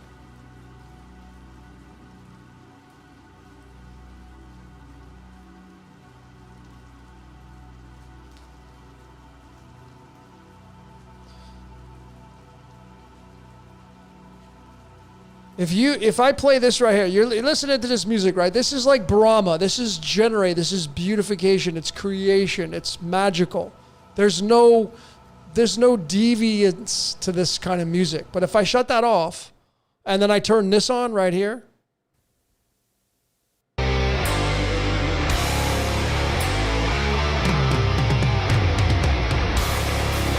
is by the wrath of God. What does this sound like, this music?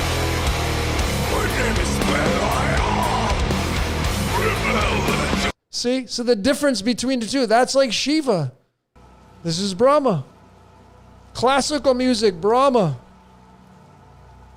Right? That's the difference between our reality and everybody's playing a hand in this. Playing out their parts, playing out their screenplays. I don't know how many more times that we can observe, generate, operate, destroy. The way we observe that. Like a lot of you want it to burn down. You're like a lot of you, maybe unconsciously, you're cheering on Shiva. You want it to burn down. You want Shiva to come in and freaking just remove it all. And when that happens, it creates a new chapter in our reality. For Brahma to come in and now it's time to create again. Something brand new. But you got to remove the dead wood. And all the celestials are involved in the activities of doing that. Poseidon, if you study astrology, Pluto, Poseidon, even the minor planets, Ceres and Eris. Eris being a disruptor, right? A lot of these are there. It's a team effort.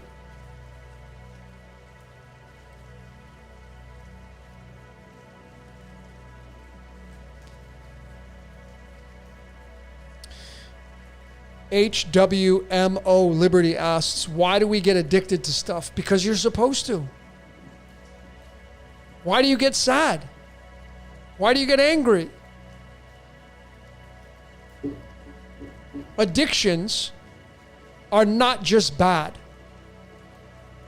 We think the word addiction is bad, but on the contrary, it can also mean good.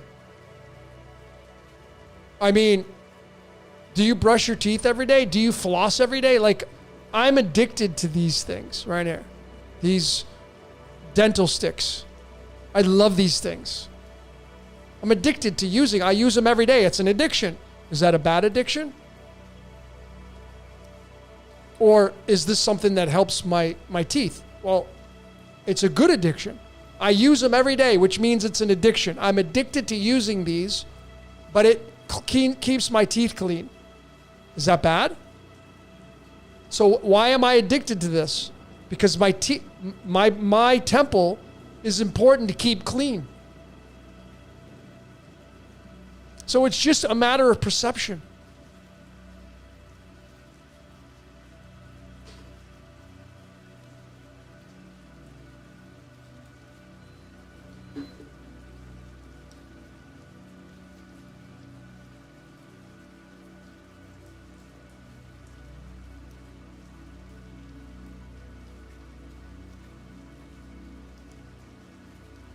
Define Reality says, I love heavy metal. Me too. That's my dark side. I grew up on it, man.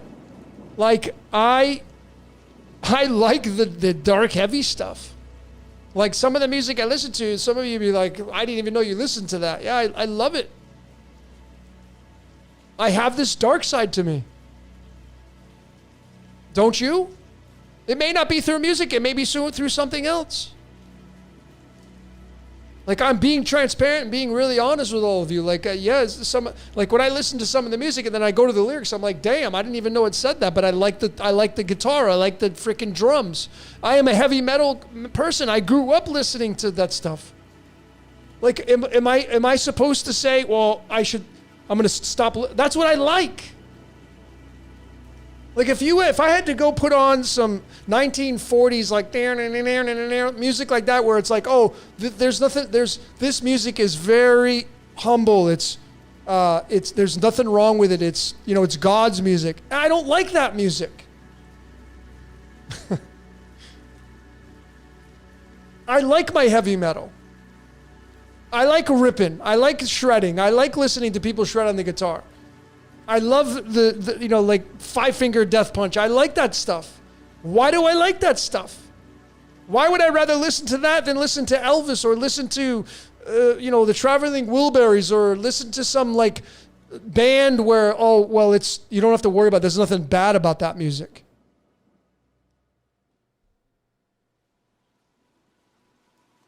That's what people will say, right? Like, you shouldn't listen to that. You should listen to this because this is okay. Yeah, but I don't like that though. Like, that would be torture for me to listen to some of that music. It would be torture to listen to, sitting and listening to that stuff that you say that's good music to listen to. It would be torture to me.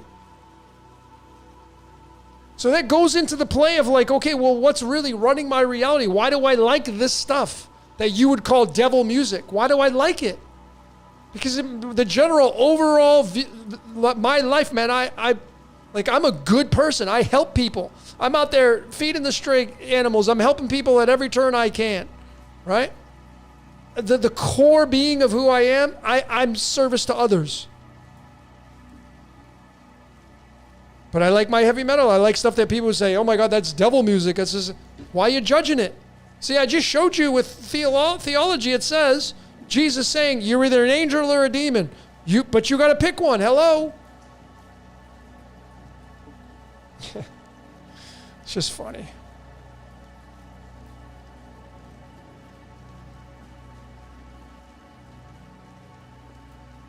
I'm not saying that music. That was called that's the band Behemoth. I just picked that because I knew it was very like, that's the kind of like that kind of music. Like, I knew it was that, so I knew. But I like the guitar and the drums and that kind of stuff. Like instrumental music like that. I like that stuff. It gets me, it's just like, oh yeah, it gets me going.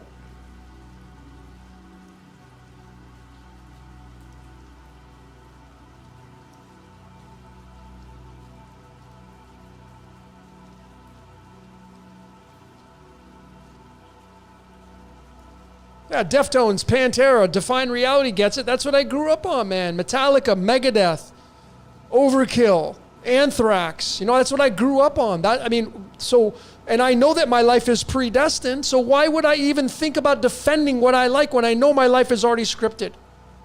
And all the bands that I listen to, then people say, oh, that's devil music. Yeah, but my life is scripted. So what are you here to tell me? What are you going to try to tell me? That I'm wrong for listening to this music? I just showed you, man, the scripture in their own book. People saying this, the devil and God. Also, I just showed that Jesus is saying you're the one or the other. Pick one. Otherwise, you're not playing anymore. Write it in their own book. But people don't read this shit. They dance around it like it's, like it's not there, but it's there. You know why we're seeing it now? Because the frequency, it's the veil has been lifted. No, it's always been there. We weren't paying attention to it. But now we're paying attention to it.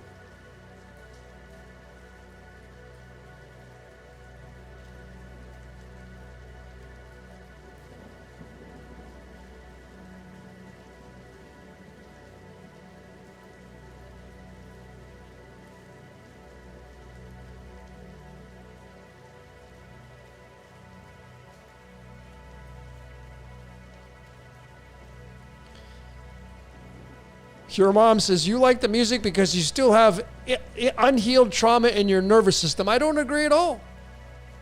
I completely don't agree at all, man. I've done so much shadow work and mirror work. You can hear your life and Louise say, I totally don't agree with that at all.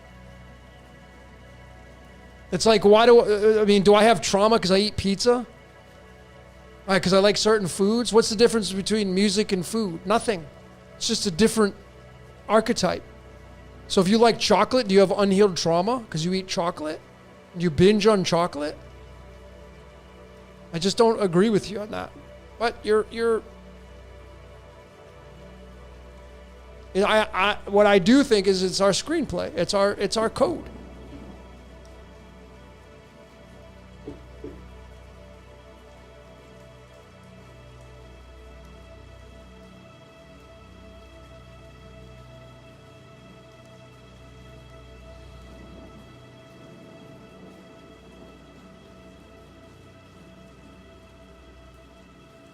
Rusty Woodpecker says, play Whiplash. Yeah, it's off of, Kill 'Em All. I love that song. That song is sick. Hey, Metallica has some of the greatest lyrics, James Hetfield, because, if you want to know how our reality works, if you want to back up everything I've been saying, go to their Black album and read the lyrics to Sad But True. Matter of fact, I'm going to go do it right now. Let me do it on the fly with all of you. This was the band I was playing, Behemoth. See, so like this guy right here, they're doing their thing, man. They're not budging from their course. Anyway, sad but true. When you go read this, now again, I'm not saying James Hetfield has got the freaking skinny on this, but look what it says. I'm your life. I'm the one who takes you there. I'm your only true friend now. I'm your dream. Make you real. I'm your eyes when you must steal. I'm your pain when you can't feel. Sad but true. And at the bottom, I'm inside, open your eyes. I'm you. I'm you.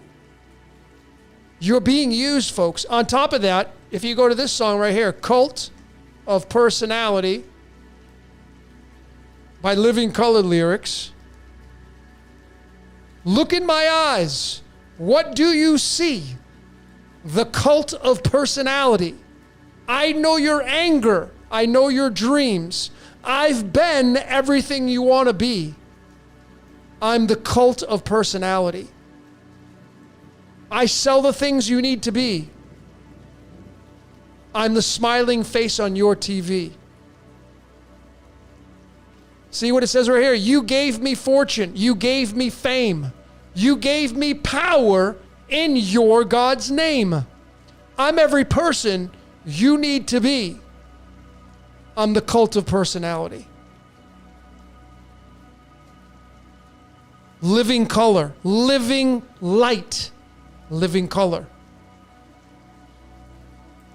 2 2 songs, man. Different bands. Same song. Same meaning. It's the voice in your, it's whatever it is using you, is using me.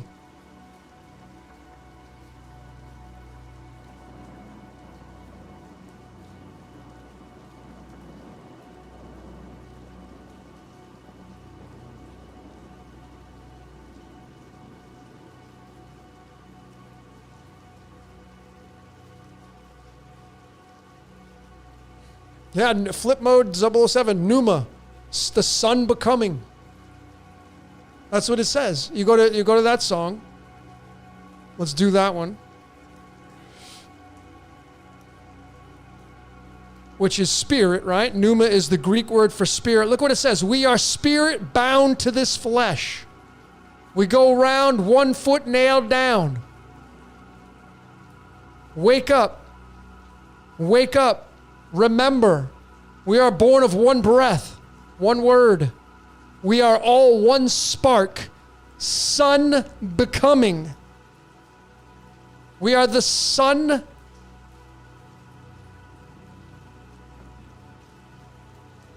becoming. The sun becoming. The sun becoming. The sun wants to play. You see? This is why knowing what the hell you're doing here is the most important thing any one of you could do. The most important thing. Because then you can see exactly how your moves are made, and you can see exactly why you like the things you like, why you're built the way you're built. You know, I'll give you another example. Let me just open his chart really quick. Let me show you. Let me show you Glenn Danzig. Now, this guy, I'm going to do this on the fly, right? I'm going to do this on the fly, but let me get his, hold on, let me open up his astrological chart. Hold on. Give me 1 second. I'm going to show you how this guy had no choice, and he's just doing his job. Lodi, New Jersey.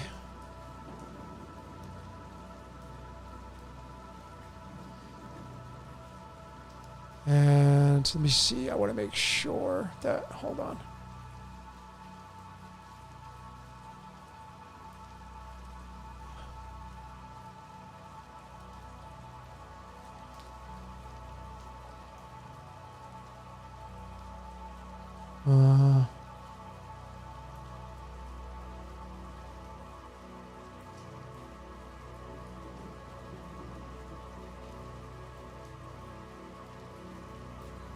Okay, let me take you on this tour. Here we go. This guy right here.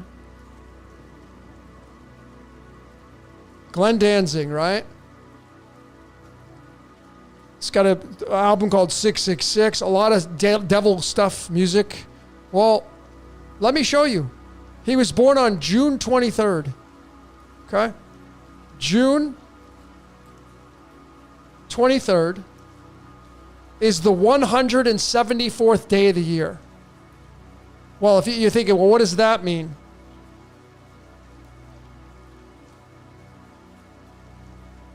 Go to Manly P. Hall, the Freemason. In his book, Secret Teachings of All Ages. And you'll see that Manly P. Hall, right here. Lucifer is represented by the number 741. All right? Well, Glenn Danzig was born on June 23rd, which is the 174th day of the year. You think he had a choice? You think his mother forced him out of the womb just to have him pop out on June 23rd? You think this guy chose this life? Consciously? No. This is what his code was supposed to do. Here's his birth chart. He's got Pluto in Leo. Leo's ruled by the sun. The Pluto comes in here and darkens the sun. This is why, if you go study some of the interviews with this guy, you'll see This guy he didn't have a choice. This man's doing what he's supposed to be doing. The misfits. And all the stuff. Yeah, he's self-proclaimed. He doesn't hide behind it. All that stuff. But you can see his numbers are tied right to Lucifer. I mean, he didn't have a choice popping out on the 174th day of the year. On top of that, his birth card on June 23rd is the 7 of clubs, which is the 20th card in the deck, and that's tied to matter. 71 is the 20th prime number. 71 is lutetium on the periodic table, which is Lucifer. I could go on and on and on and on and on and on and on and on to show you that people don't have choices. Now, do we have any free will to maybe slide in a choice or two about this or that, about going, like even people say, well, isn't choosing neutrality a choice? Are you well, if maybe you're choosing neutrality because you're supposed to choose it. That's what your screenplay calls for.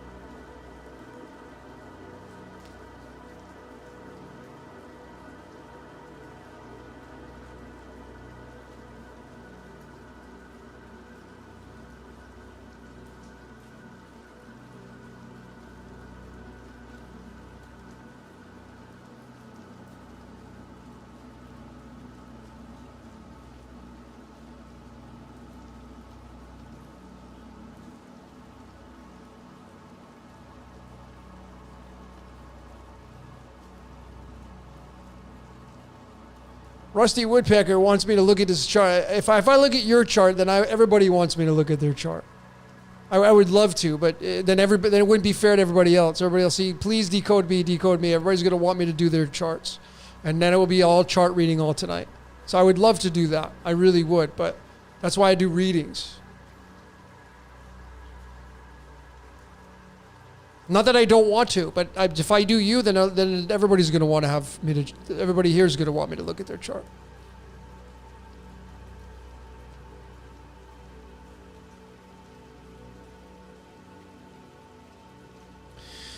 Cosmic Fern Tree asks, do you like yoga?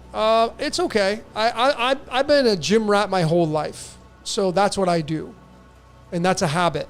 And it's something I enjoy doing. Although I do need to stretch more, for sure. I find that for me, and being this heavy Taurus energy now in the second part of my life, liking structure, I'm just so used to go. I mean, I've been working out since I first started working out 16. Consistently since I was 19. So over 30 years I have of that habit. Yoga is cool, but you know, I'm a gym rat. I like to work out.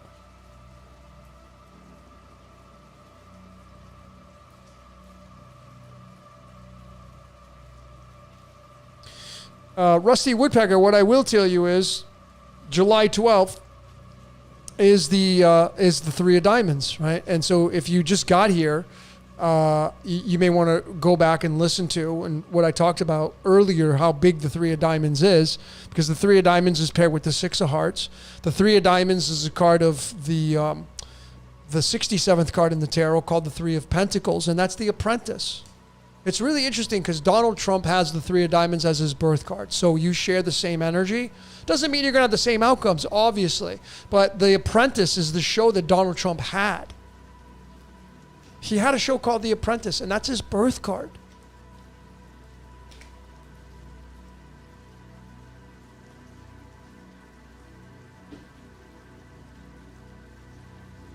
And then one day at a time, you just fall one day prior to that, and that's the Four of Diamonds, which is the card of financial security. You know, again, I talked about these, and I'll say it again, those of you that are new, right? The card system uses the kind of the way you are in this reality. It's the I am, right? But it's if you're a heart suit, this is I feel. Doesn't matter what if you're ace of hearts, 5 of hearts, 6 of hearts, 7 of hearts, this is I feel. Emotions, I love. You navigate through this reality based upon your feelings. And then it goes into the club suit, and now you start to think. I think. I create. So the club suit is a thinking. It's an air suit in this card system. It's a fire suit in the tarot. And then you go into the diamonds. And if you're a diamond, this is I want. And all of us are diamond. All of us are all 4 suits.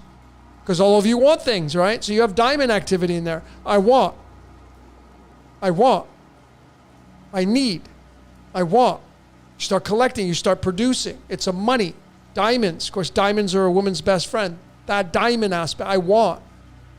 So 4 of diamonds, you're going to be somebody who wants financial security as your foundation. And I'm telling you, if you don't have it, you will be penalized. You'll feel it. Penalized meaning that you'll feel the brunt of like, I'm not financial, and you'll get stressed out. You may get depressed, angry, bitter. Because the diamond suit, especially any 4 is 4 is the cube, right? This. 4s are the cubes, 4 blood types, 4 corners of the earth, north, south, east, and west. 4 is the cube. It's the standard square cube. So 4s, they're very stubborn. Stability. 4 of diamonds is financial stability. 3 of diamonds is that you're the apprentice looking for money. I want. Creation. I want. And then the spade suit is I am, because it represents your spirituality, your presence of the spirit within you.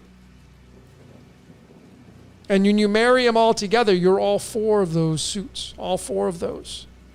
Every single one of us has all 4 suits. We're attached. Essentially, you're all the cards. Just like you're all the astrological. Like when somebody says, what's your astrological sign? I feel the correct answer is I'm all of them. I'm all 13. Why 13? Well, because you include the hidden one, Ophiuchus, in there. 12 plus 1, the 13. Remember, 41 is the 13th prime number, and 41 is tied to the Elohim, and in Judaism, that's the gods that made us. I'm not saying that's absolute now, by the way. That's also tied to the Anunnaki story. And Anu being the god. Anu being tied to Uranus. Anu is Uranus. Anu is the Anunnaki. This is why that the ones that were worshiping Anu and all that were from the land of Uranus,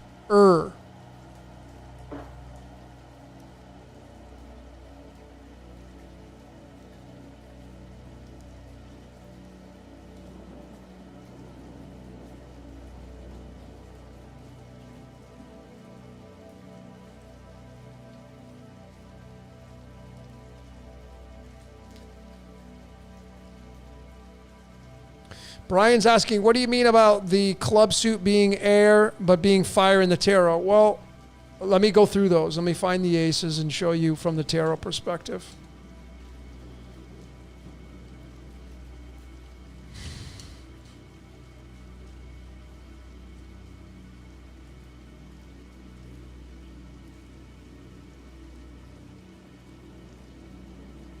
Give me 1 second.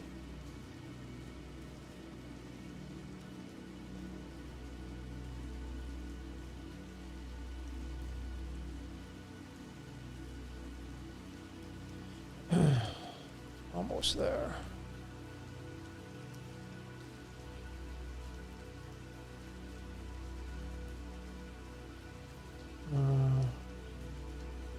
Okay. So I'll start with the Ace of Hearts again. So the Ace of Hearts, right? I feel. Emotions. That's why it's got the heart, the love, right? I feel. Well, that, in the way I learned in the Sacred Symbol book, is hearts are first. But I don't feel that that is set in stone. This heart suit can also be the last suit, representing a human being on earth. The bag of bones, matter. So it can also be the last suit. And the spades become the first suit, tied to the black sun, which creates the white sun. But that's for a different story. But anyway, the Ace of Hearts is the Ace of Cups. And the cups in the tarot, from how I learned, they're the second suit, and these represent air. But this, obviously, the Ace of Cups from the Ace of Hearts is the never-ending game of love. The never-ending game of I feel. I feel a certain way about you. That's never going to end in this reality. Because, oh, I'm in love with you. Oh, I'm in love with you too. And next thing you know, people are screwing and they're making a baby. That's what's needed in this reality, and that's where these cards are prevalent. But the Ace of Clubs, which is an air suit in this system, becomes a fire suit in the tarot. Whoops. In the tarot, the clubs, the wands become first. And in the tarot, this is fire. But these came first. And this in this way become air. But fire and air are one and the same, right? Because air is needed with fire and fire is needed with air.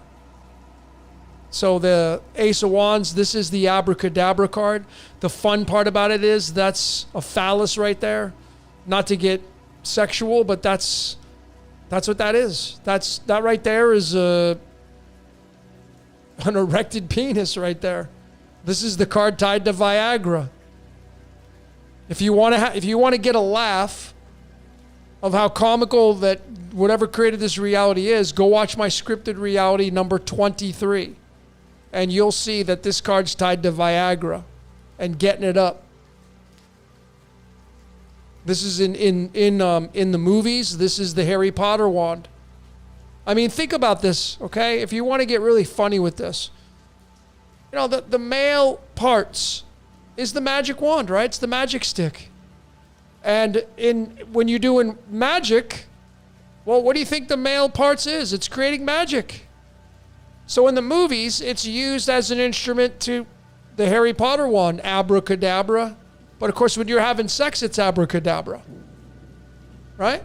Because you're pulling a magic trick. You have the potential, when you're having sex with somebody, you have the potential to make a baby. That's magic. That's how funny this stuff is to me.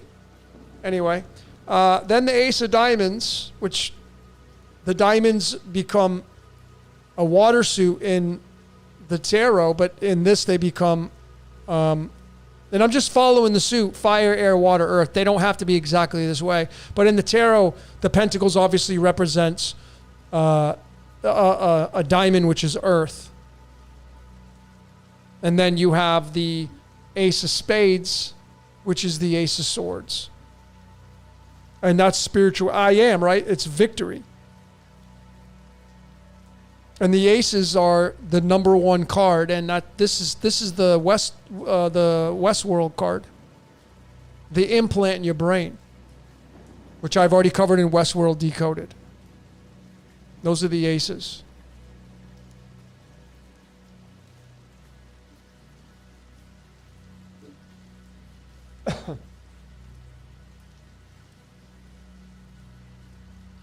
Techno Astral Vegan says, one guy who would be interesting to decode is Dr. Eamon Hillman. I've already decoded him. It's in the catalog. Already broke down Dr. Hillman for over an hour. Go check out my decode.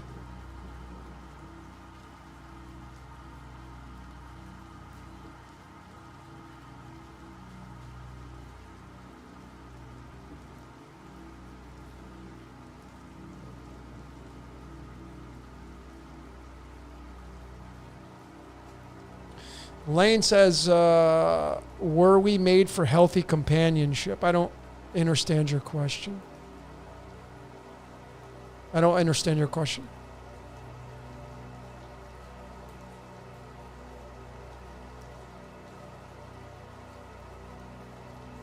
One Day at a Time asks, so is it possible for a diamond card also to live artistic, spiritual life? Of course. I already said, you're all the card suits. All of you. So you're going to have I feel, I think, I want, I am, spiritual. You're going to be all of that. You're this blend of energy. That's why, again, if someone says, what's your astrological sign? I'm all of them. Because you are. Because if I pull up your chart, it's going to be all of them. They may be configured in different positions, but you have all 12 zodiac signs, including Ophiuchus, the 13th one.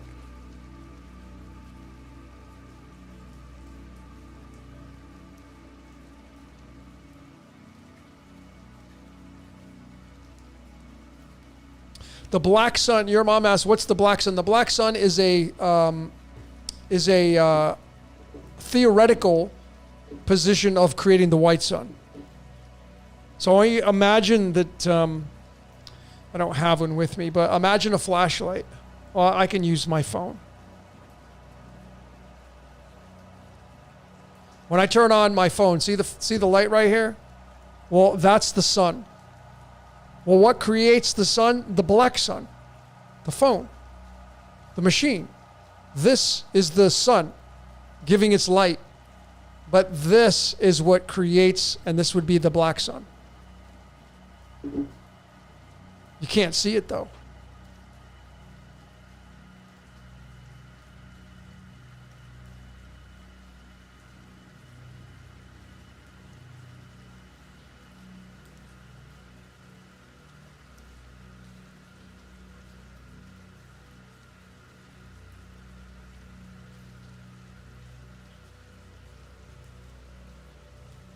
Your mom says sex is a big trap. It's very addictive. 1,000%. You know, when I was on the seminar circuit, it was for money, and I learned a lot about people going on that circuit for a while. And what I can tell you is that money is the number one driver for getting people to come to seminars, and number two is love. And the funny thing is when people have money, they want to go and spend it on love. So they're just like one and the same.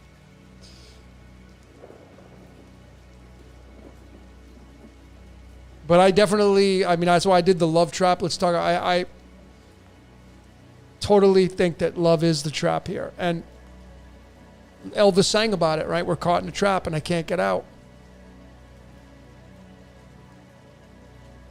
I mean, I've had it happen to me. You know, I've been celibate now over 2.5 years, and I've had it happen to me. And to where, you know, you're enticed by somebody, and you stop thinking. Like you start to, oh, I wonder, you know, like, oh, I wonder what that would feel like, or I wonder, you start to think about the possibilities. You start to really kind of think about what could be. And then you start to feel a certain way. And if you start to have feelings towards somebody, like you start acting like a little kid again, like a little child. And you start, you know, you have to now invest time into that, which takes away from what you're doing, which is fine. There's nothing wrong with that. But I'm saying is that it's such a big driver. It's such an enticement, all dedicated to getting off, or to getting some your lips wet, or being able to cuddle with somebody, or go on a date and just look at somebody and just goo goo gaga, or to get some attention because you haven't gotten any attention, and it feels so good for somebody to pay attention to you, for someone to listen to you. But that's why love is the big draw in this reality, because. And people don't think, I've talked about this so many times that, you know, growing up, and I've noticed this even myself, using myself as the example, like when I was growing up back in the day, I was like, get a girlfriend, You know, you're thinking with sex, you want to have sex and get off, and you want to look good, and you want your girl to look good and your dude to look good, and then it's like, you know, you're thinking about having kids and a family. You're not thinking about like the outcomes that could happen and like what goes into that. And marriage, and like, oh, get your marriage certificate. You just rush right off and you go and spend money, and like you don't pay any attention to what is all be going on around you. And when you finally wake up one day, which I would imagine all of you here are awake now, you realize what goes it, like we do this stuff unknowingly, unconsciously. You know, if I go back and I look at I had a very small high school graduation. I had, I think, maybe 83 people, 84 people in my graduate, very small high school. And most of them are all still living in Connecticut in that area, and they're married with kids. I would say over 90% of them are married with kids. And I'm not saying there's anything wrong with that, but I'm just saying the programming is so deep.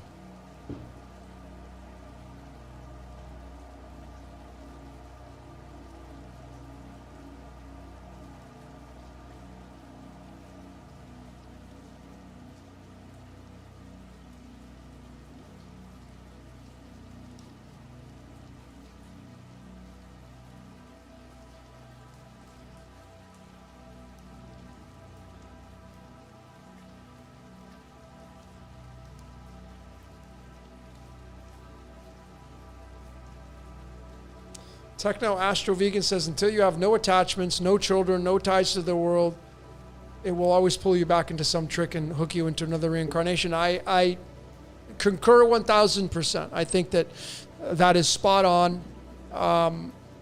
Subject to change, of course. I think there's some things that we're missing, but I definitely resonate with that.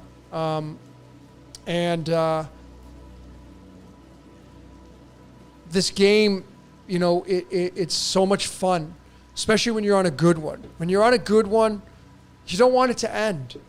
We get selfish. You know, when things are flowing, and you know, imagine you create a business, and you've been living a life of scarcity, and you create some kind of business, or you go to work at a company, and you get a big payday, and you're now making money, and now you're able to get your own place, and you get to move up, and you get a car, and you don't want it to end. It's so easy to get hooked into that placement of life. And there's nothing wrong with that. Because essentially, when you die, the game's going to continue. Even though the game ends, the game will continue.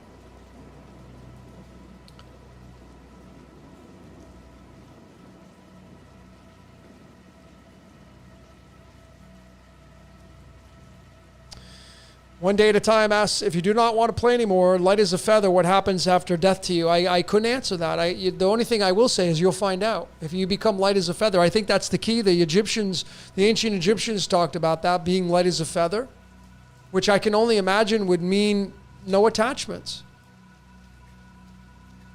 You know, there's a really cool part of a movie that I'm a fan of called Heat, with Robert De Niro and Val Kilmer and Al Pacino. One of my favorites. I'm sure it's one of your favorites. And I remember distinctly in that movie when Robert De Niro is sitting down with Al Pacino, and they're having a conversation. He had pulled him over and invited him out to coffee, and this is the first time they met face to face, and Robert De Niro knew that Al Pacino knew that he was doing, scores, taking down scores, robbing this and robbing that. So he had said to Al Pacino, he said he met a guy, and the guy says, you have to be able to cut. You have to be able to walk out no matter what when the heat's around the corner. Meaning, if you're in a relationship, if you're in love and the heat's around the corner, the cops are coming after you, you got to be disciplined to walk out of there and walk away. And of course, he has a girlfriend at this time. He's seeing this girl, and Al Pacino's like, you would do that? Because he's like, you got a girl? He's like, yeah, I got a girl. And he's like, you do that to her? And he's like, yep, that's the discipline. And so what does that mean in our reality? It doesn't mean you walk away from your family. That's not the message. The point is not having any attachments. Being able to walk away from attachments without having any emotions to that. And that's a freaking tall order.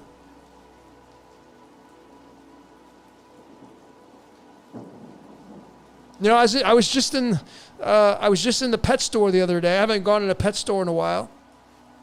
I was in the pet store with one of my closest friends. We're like family, right? And she's like, we walk by the ferrets. And she's like, oh, you should get a ferret. Look at it looking at you. And I said, no. Why not? Why not? And you know what my answer was? Because I don't want to watch it die. I don't want to be there when it dies. I don't want to get attached and have to see it die. I don't want that attachment in my life. Yeah, it would be great to get a pet. Yes, it would be awesome to have a dog, get a puppy, but I know that I'm most likely going to have to watch it die.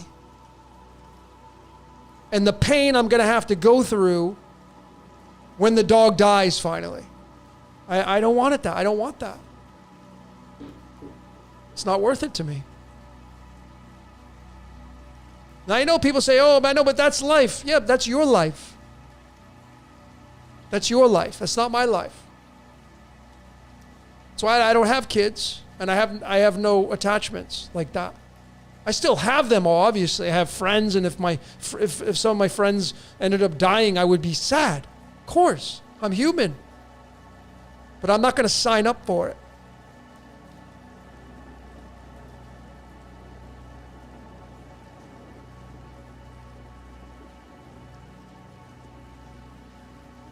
It's a tall order, man. Life is so beautiful, and that's the contradiction. Life is so magical and so magnificent.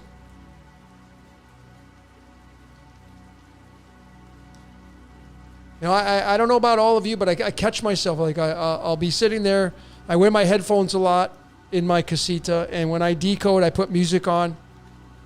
And I play, you know, I play a lot of house music as well. I love, like, you know, vocal house music. And sometimes I get the itch to go to Vegas again. I mean, just last week I was listening to a DJ called Cosmic Gate. They're one of my favorites. These two guys, right? And that night I had a couple glasses of wine. I was feeling good, you know, like I'm just sitting there, I'm doing my thing, and I'm listening to Cosmic Gate, and the music was just sounded so good. And I got this itch to like, oh, I wonder if they're on tour. And sure enough, they are. And where are they? They're in Vegas. They're going to be in Vegas next month. And I had thought to myself, I'm sitting there listening to this, and I'm feeling good, and I'm like, oh, just go to Vegas for the weekend, go see Cosmic Gate live. It would be just such a dream experience because their music is so good. Nothing like live music. And then I just, you know, like I normally always do, I talk myself out of it. I'm just like, it's not worth it. I just, you know, to go back and do that and just the whole thing. But that's life, man. Life it's just like, come on, Logan, come on. Let's go. You know, let's go here and there. And, you know, like I have the Trapped and Limited card. So like it's a blessing a little bit for me because of what I'm doing and what I'm supposed to be doing at this stage of my life. So there's, people would say a lack of enjoyment in my life, but I have a lot of enjoyment in my life. Just sitting at home, decoding, discovering things, being a hermit.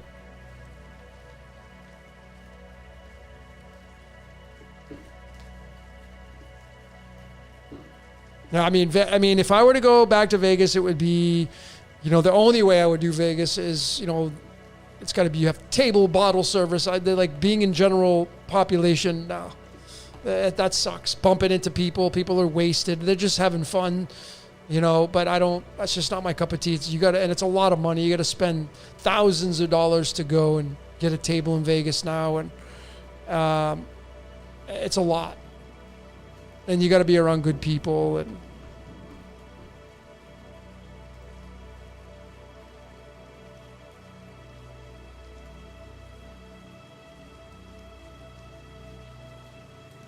Cryptolalo says, when does the age of Aquarius start? I think it's already started. I think it already started.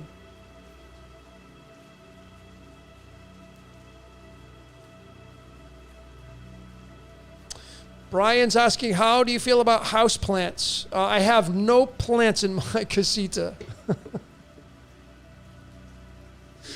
I have no plants in here. It's all concrete, and it's very modern.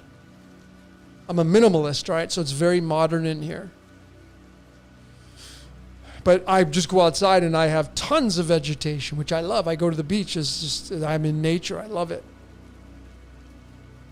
But I don't like watching anything that, like, I have an issue with ants. They keep me on my toes. Can't leave anything out. And then sometimes I wake up and it's like they're all over your sink, and it's like, what am I going to... And then I hit the sink. I'm like, go away. And they scatter, right? And I wait for them to go back home. But sometimes they don't, man. And it's like, what am I going to do? I got to clean my sink. So you end up killing them. And so, like, I'm playing God at that point. Sometimes I feel bad. I mean, I've saved ants. They're in my bathroom sink. I put them on paper towels. You know, I save one ant and then I kill 50 other ones that are in my kitchen sink. It's a big contradiction, right? But the effort's there.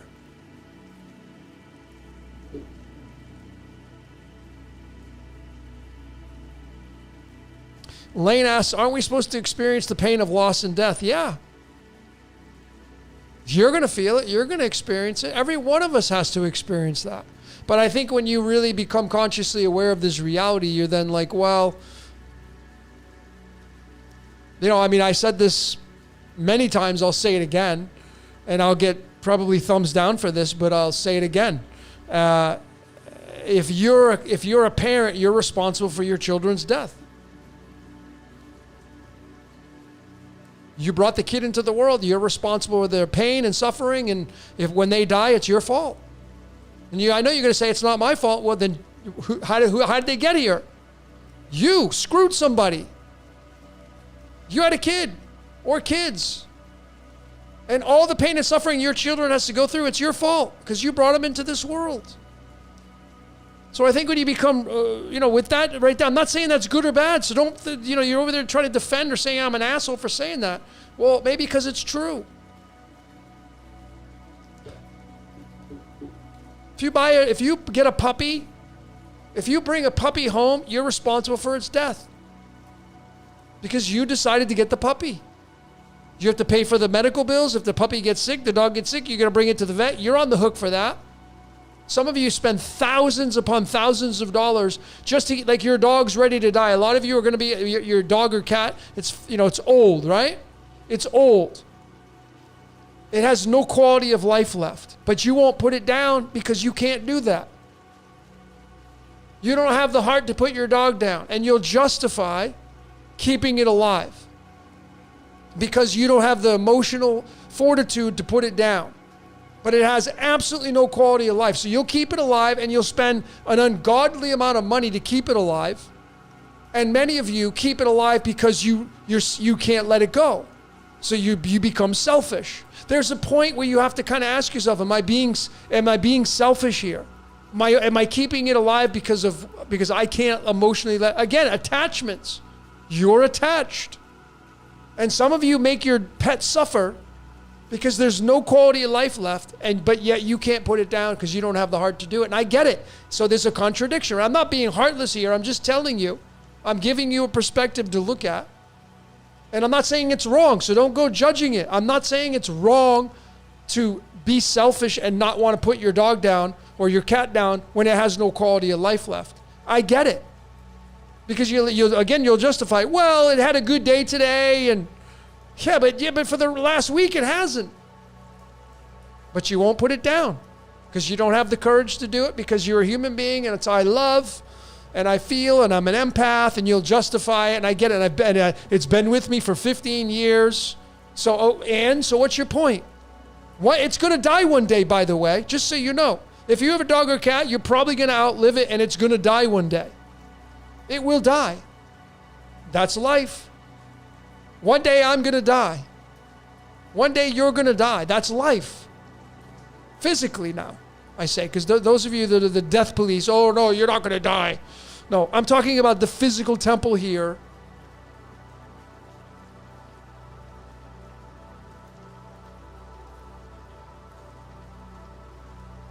So I get it. I see somebody. I love my dog. I am addicted to my dog. I get it. I feel you. I get it. But your dog's going to die one day. And it's going to crush you. So you might as well get prepared for that. Because I promise you it's going to happen. And I know some people say it was so worth it. It was so worth it. Well, again, that's for you, right? That pain is a pain that, like, why do we have to go through that? I don't know. I can't answer that, but I don't want to sign up for it. Right? Don't sign me up for that.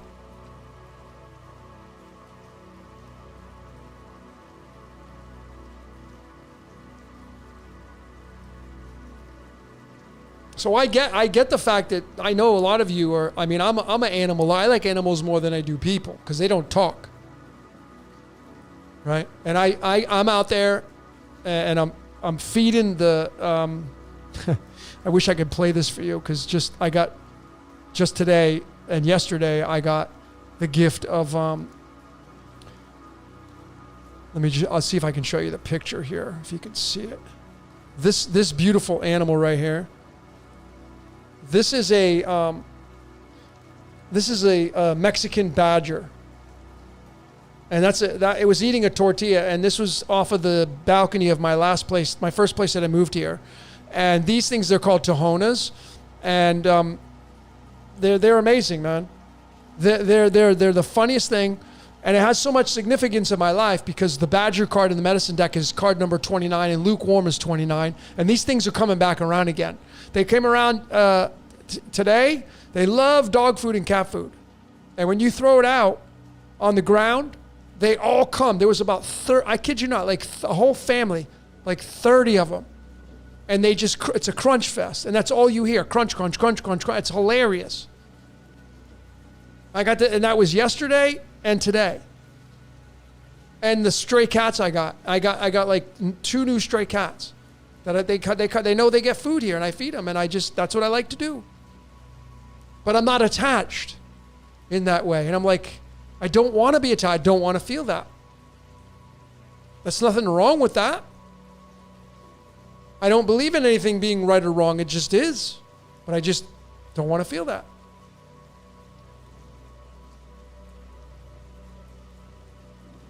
That's what I'm saying, man. You got a dog or a cat, one day you're not going to outlive it. It's not going to outlive you. And you're going to have to put it down, or you're going to have to watch it die or whatever, and it's going to crush you. It's not a good feeling. I don't know. I don't know what the feeling's for. I couldn't honestly tell you.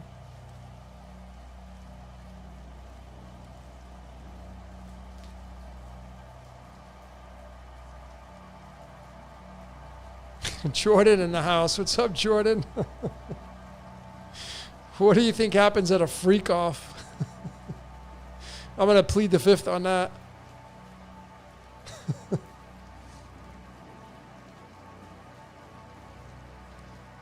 If you don't know who Jordan over at Waters Above is his channel name. If you don't know who Jordan is, click on YouTube, open YouTube and go to Waters Above and just go subscribe to his channel. If you're a fan of cryptocurrency, that's what he started with, and he's helped so many people, and he's just a gift to the world.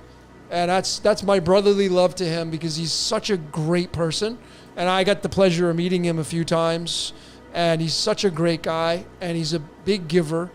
And he has a lot of wisdom that he shares with people. And I would love for you to go over and subscribe to him and his channel. So if you get the chance, get over there and just, he does his lives. He was doing his live at the same time I was doing mine. He started his before me. But he has such a gift.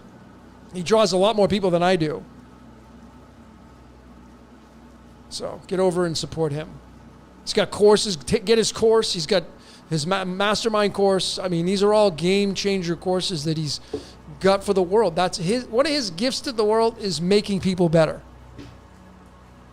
That's what he does. He makes you a better person. So if you're interested in leveling up and becoming a better person, go take one of his courses. Go become a subscriber. Go be part of his Discord and all the things he offers. Because when you join that community, the chances of you becoming a better person are better than you not becoming a better person.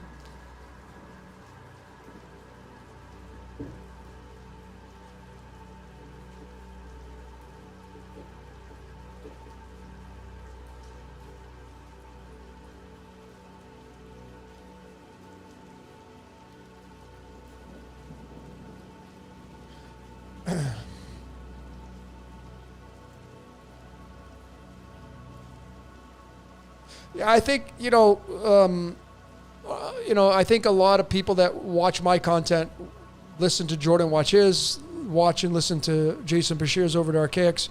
Obviously, he's got the command as numbers now. He's got a lot of people following him, as he should. I mean, the guy's deserved. He's put a lot of effort into this thing that he's doing, and I guess he's got a. By the way, he's going out to. I think he's going out to Virginia Beach next weekend. So if you're in that area, you want to join his. I think he's talking about immortality, which is a cool topic. I love that topic. Matter, let's talk about that. It's so interesting that he's talking about immortality because I just posted something on Patreon about the movie Lucy, and in the movie Lucy, you had Morgan Freeman. Actually, let me go here and let's play this real quick. I just want to show this all to you because it's really cool.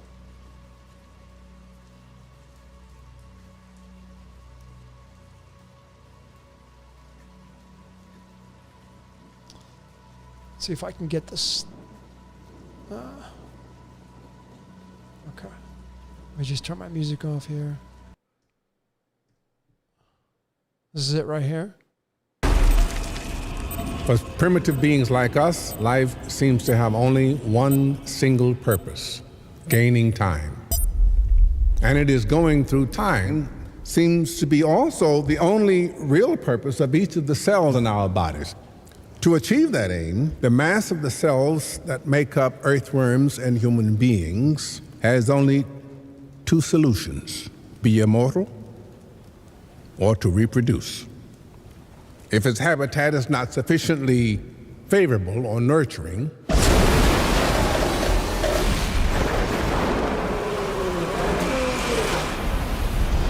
the cell will choose immortality. In other words, self-sufficiency and self-management. On the other hand, if the habitat is favorable,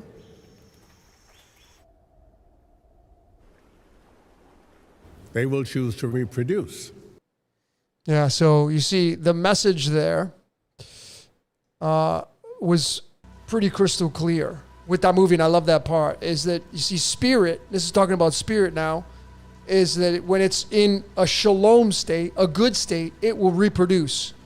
But when it's ready to have Shiva come in and destroy it, it becomes immortal and it flies away. And that's what that movie was trying to put out there. And even the numbers, you saw the numbers in the beginning, 23, 59, 59. When you add that all up, you're going to get 141. And 141, we know that as pi, but it's also the square root of 2. And 2 is duality. And duality is where you have cells and the division of cells called mitosis, reproduction. But again, if the habitat is not in a good state, it will choose immortality. And that's what it meant. That's what it meant to say. That's what the message was. Reproduction or immortality.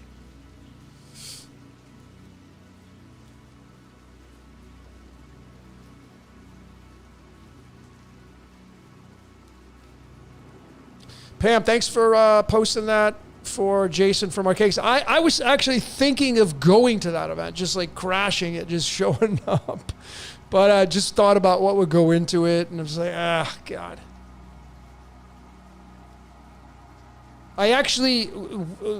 I've been asking this for somebody to be an event planner. I want to do an event. You can do a Decode Your Reality event, something like that. It doesn't have to be Decode Your Reality. But Texas is a really good state because there are a lot of people there. It's a very quick and short flight for me from Mexico. Florida's a good place. Any of those areas up there in that area are good. But Texas is definitely a good spot to have a seminar there. So if you're somebody who knows about a place that can hold seminars and all that, hit me up, decodeyourreality@gmail.com. I'd be interested in doing that. So.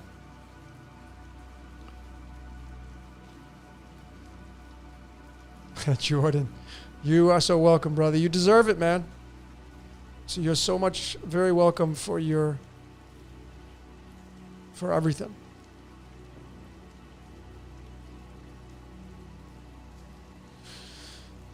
Yeah, Regina, Jason would love for you to come by. I had thought about it. I was looking yesterday.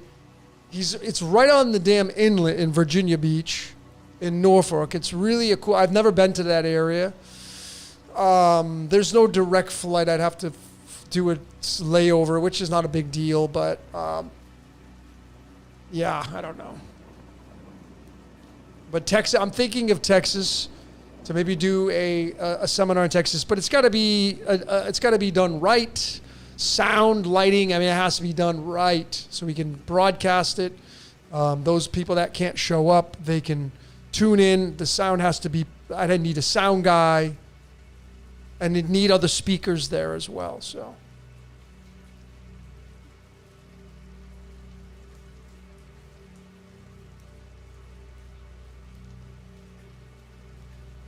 Prison Island, Bobby. New York is definitely cool. Chicago, I'd go anywhere, but it's got to be right. One Day at a Time is asking, what version of the Bible do you suggest to study? The original text of Greek and Hebrew, and that's debatable, right? If you're a fan of watching Dr. Hillman, who've already broken down, he says that the Greek is the original translation, Hebrew is a copy. And there's no way to prove that. No way to prove that. There was just an opinion. No one was there when it got written. So yeah, the way that, and it doesn't matter because when you break down the numerology, Hebrew and Greek are going to lead to the same origin, so it's irrelevant, which ends the division. Who's got it right, doesn't matter. But I would be studying the Hebrew and the Greek. I love both languages. I'm a fan of both. I love Greek, absolutely love Greek. And I love Hebrew. And Hebrew, I'm starting to see how the letters work. And if you're somebody on page, if you haven't seen my Yod He Vah He Decoded, it's only on Patreon. But ladies and gentlemen, I'm telling you, what do those four letters mean? I broke it all down to show you exactly what they mean, because they individually show something. And it is not what you think. It is mind-blowing, and it is definitely worth getting over to Patreon, becoming a donating member and watching. I have now, like if you become a donating member on Patreon right now, if you get over there now, I have almost 70 videos that you can watch just for donating. And you can watch them.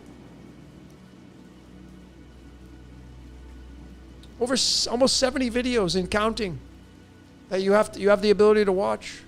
That you haven't watched, and they're all heavy hitter shit. So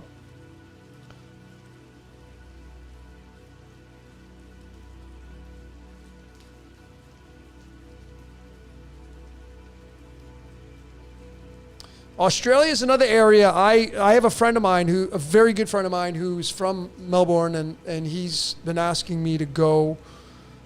I was supposed to go last year. It's such a long flight though. He's asking me to go in February, March to Australia, and I'm really considering going because I believe it or not, those of you that are you Aussies, you are in my top 3 of total people that pay attention to this channel. You're in the top 3. So a lot of people in Aussie land, and I love Australian people. You know, Santos being a really good friend of mine, he's from Australia, and then my buddy Jeff, and then my buddy Paul, and I have a lot of people. I do a lot of readings from Australia as well. So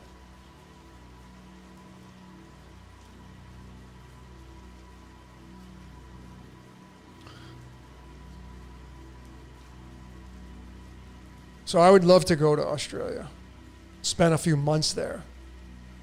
I think you can get 90 days visa in Australia. So, but it's just such a long flight. I'm not a fan of sitting on the airplane for that long. All right. Yeah, New Zealand's amazing, man. I almost moved to Auckland. I had talked about this a long time ago.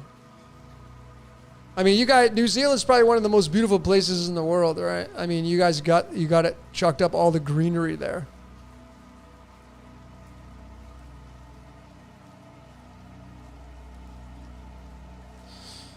All right. We're getting to the tail end of this. I'm going to call this a night. I'm going to do a couple card pulls, and then we're going to end the transmission. Been going for 3 hours, over 3 hours. Typical, though. Hope you guys like my new room I'm in. This is kind of the blue room. Try to give some cool vibes of a city in the background, and always trying to make it interesting. Like sitting in your living room watching.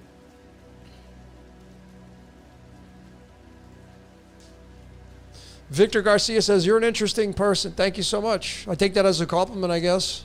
I just will let all of you know, the thoughts that have come to me, the thoughts that I'm expressing to all of you, they're not coming from me. They're not mine. Whose are they? Not mine. They're not mine.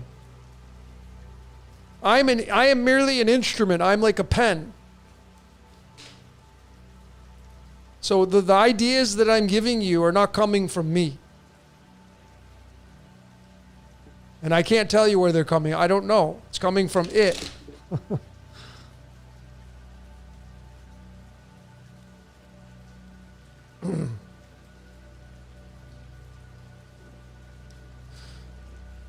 33.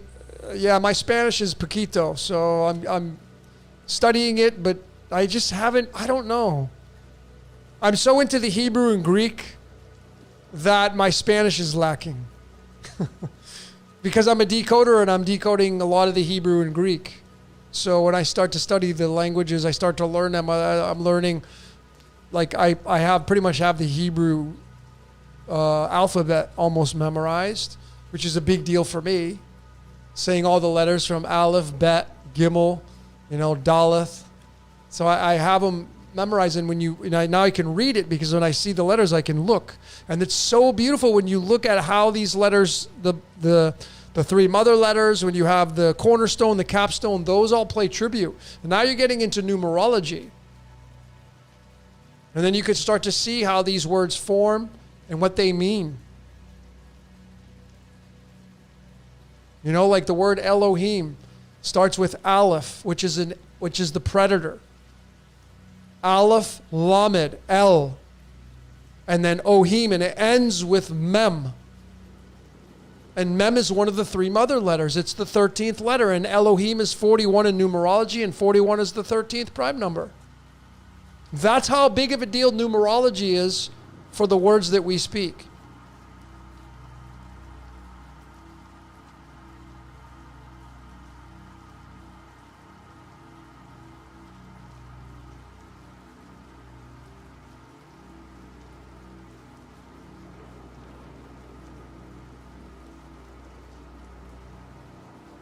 Justice for, well, you got a long ass.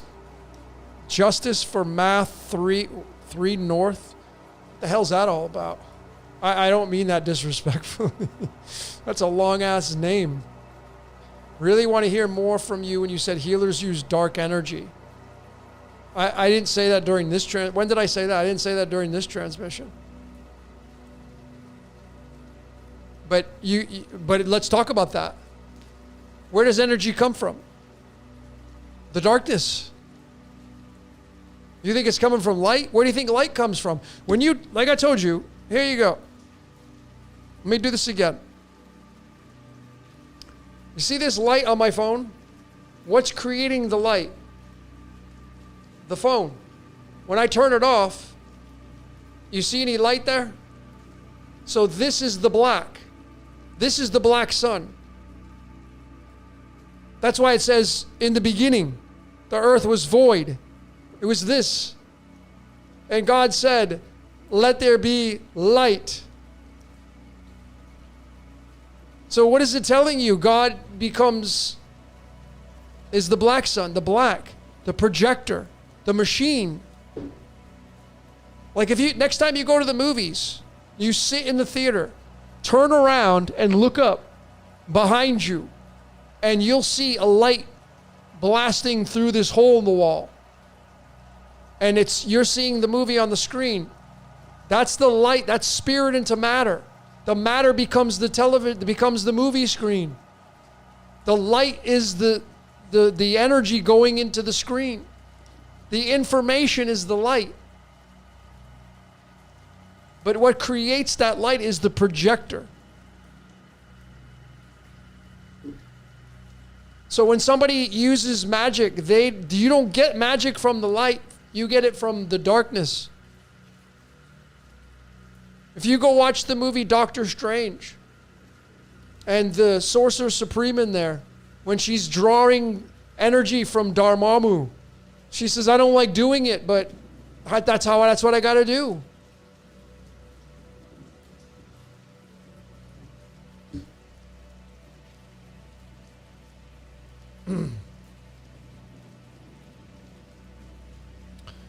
I wanted to show all of you one more thing here before I pull a card.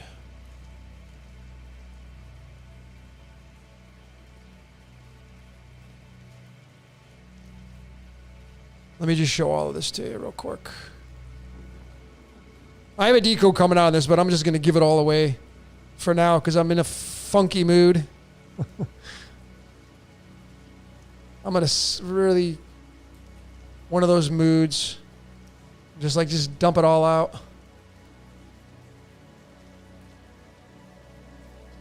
You guys want to see some shit, some serious shit, I'm going to show it to you right now. If you want to see it, you want to see some serious shit, I'm going to show it to you right now.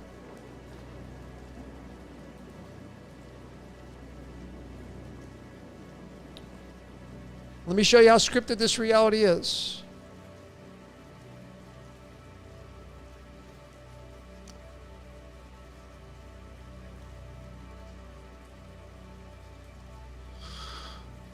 You guys want to see some serious shit, or you want to pull some cards and save it for another time?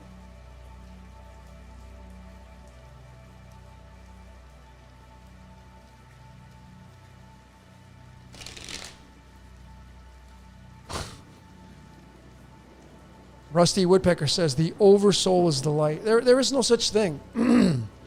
I don't believe it. Jason, that's Bashir's terminology. I don't agree at all. There's no such thing as an oversoul. There's spirit into matter. That's it. Keep it simple.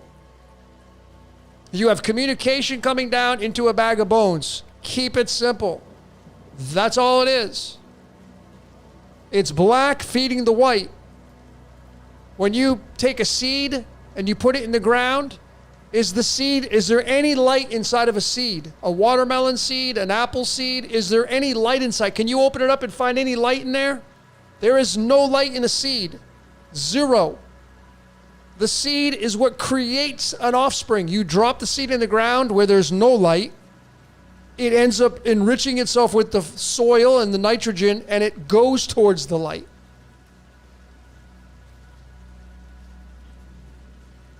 It's black first, white second. I know it can be reversed. I understand that, but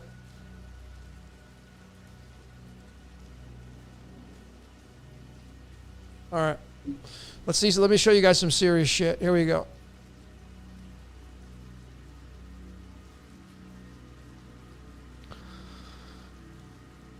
All right, what you're looking at right here is the astrological map of the stars for March 11th, 2020. Does anybody remember what happened on this day? This was the day that they officially said that this was released. This was the official day, March 11th. Okay? And the sun because it was called corona, which is the sun, was right there above the Phoenix. That's where the constellation Phoenix was. So now, if you're a fan of Brashears and the Phoenix, well, what do you think the whole COVID event was? It was a Phoenix event.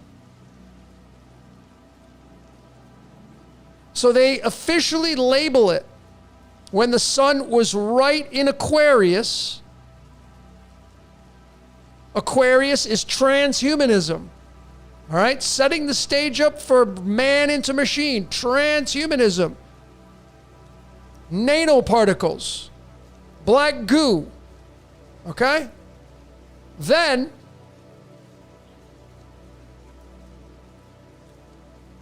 they come out with this movie on August 31st of 2020 called The Joker. 2019, The Joker. And The Joker is right across from the release of The Joker. The sun is in Leo, which is the opposite of Aquarius, and right across from the Phoenix again. Now, why the Joker? Why did this come out 6 months prior to, well, about 8 months prior to, and across the way, directly opposite from Aquarius was Leo when the sun was in Leo here, across from the Phoenix? Well, because you see that when you take the dates on the calendar, see, this right here is the 71st day of the year, the official release, making this official.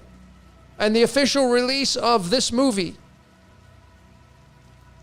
was day number 243. See, this right here, ladies and gentlemen, is how the gods kill. You know that song by Danzig? And it was called How the Gods Kill? This is how the gods kill. Not man. How the gods kill. And when you add these 2 days up, you're going to get pi. 314. So, why the Phoenix? Well, because who was the actor in The Joker? Who was this guy? Joaquin what? What was his last name? Phoenix. Joaquin Phoenix. And the sun was opposite of Aquarius. And you can see how these 2 days match up. And what I'm here to tell you is that this number is Lucifer, and this number is Lucifer. Because Lucifer is tied to the Joker.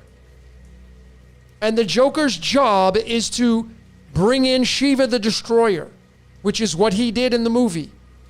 And what I'm here to tell you is this is part of Shiva the Destroyer, which is part of the sword that Jesus talked about in Matthew, that I'm coming with a sword, because Jesus is the Joker. This is part of it. And COVID is corona, the sun of God. Now, interestingly enough, the number of the beast in Chaldean numerology is 68, and it just so happens, coincidentally of course, that the first time they mentioned coronavirus was in 1968. And what is 19 in the tarot? The sun. First time, Nature magazine, published out of London, coronavirus came out, 1968. Same number of the newsbenders that came out in 1968, by the way. So when you start to look at this, and you can see the patterns emerge, that when I go from the first day they mention coronavirus in 1968 to the official day of when they announced it as a pandemic, it was 51 years. 51 years. And the 51st card in the tarot is the Ace of Swords, which means victory.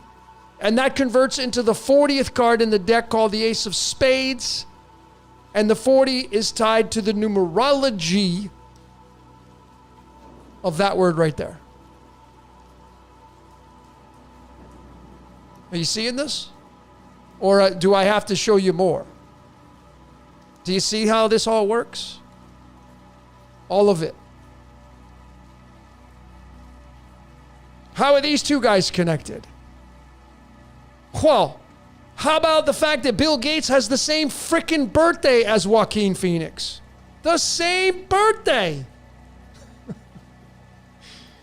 The same birthday. And how about the fact that between the release of the Joker and the pandemic official date was 173 days, and there you go. You see? Just like that. So, when somebody tells me that people are scripting to this ability, no freaking way. No way. Now, sure, yeah, okay. 28. 28's Lucifer, by the way, which is the Joker, which is Jesus. See, people that are placing their faith in Jesus and postulating their faith in Jesus and talking about it and all that, they are helping the magic institute itself on the world stage of these events happening. They are officially a part of it. They are part of death. They are making this happen. I'm not even going to get into the card systems. This is a little too advanced for people. But, ladies and gentlemen, you're seeing it, man. The Son of God, tied to the Phoenix, the release of the Joker. I know this is 2020, but the sun will be in the same position. So it doesn't matter the date, the year. Same thing, folks. And the sun being right across. If you go all the way across, here it is right here. The sun for the release of the Joker. And here's the official pandemic right here. Look at where the sun's at. Right across the way. What's in between? The Phoenix. There's your Phoenix event. Well, what do you think the Phoenix event is, folks? This. It's one of them. So Phoenix events don't have to be every 138 years. I don't agree with Jason at all. I think that their major events could happen, but there are many ones that happen all the time. And there's no doubt that this astrologically was what was going on. The Joker, the pandemic. Are you seeing this now? Are you seeing this? Because I hope you see it. Especially these two guys. Joaquin Phoenix, who plays the Joker, having the same birthday as Bill Gates. What are the odds? What are the freaking odds, man? Scripted, super scripted reality. Super scripted to reality, baby. Super scripted. All right.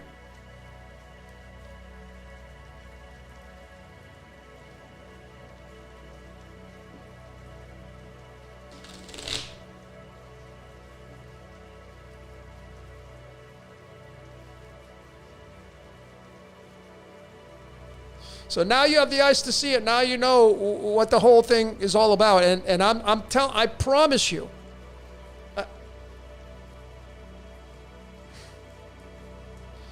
people are the people that are, yeah, Jesus is coming and Jesus is gonna, yeah, that magic that you're doing, you're helping ushering in all the killing.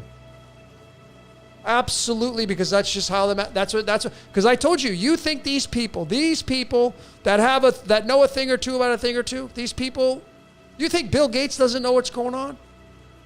You think he's completely clueless? You don't think he knows a thing or two about what the Bible talks about? You think he's clueless? No. You'd be very ignorant to think that.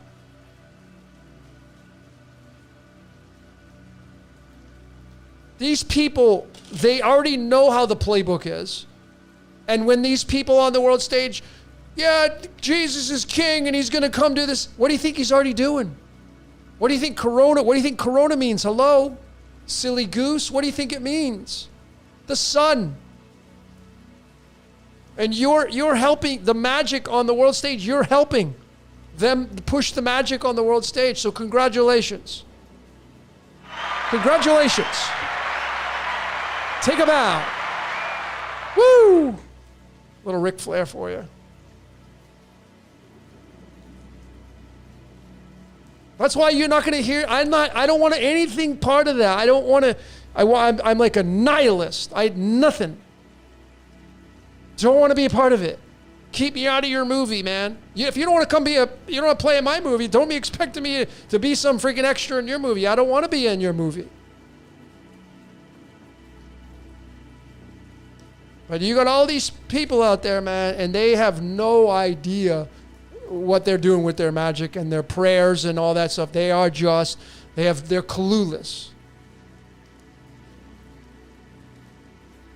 It's the way it is, man.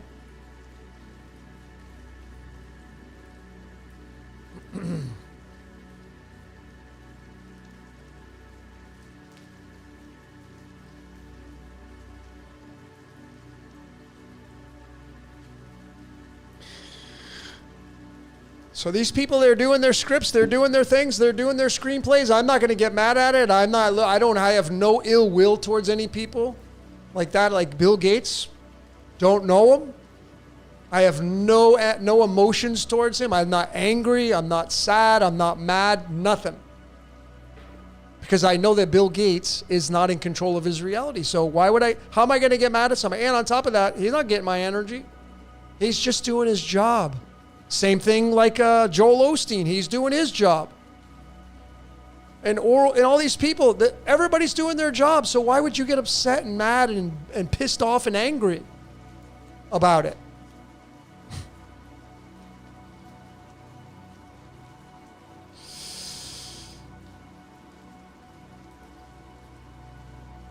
I mean, if you like going to eating graham crackers and wafers and eating the body of Christ and doing cannibalism rituals and drinking the blood and doing vampirism, if you like all that kind of stuff, and totally cool. I'm not going to judge you for it.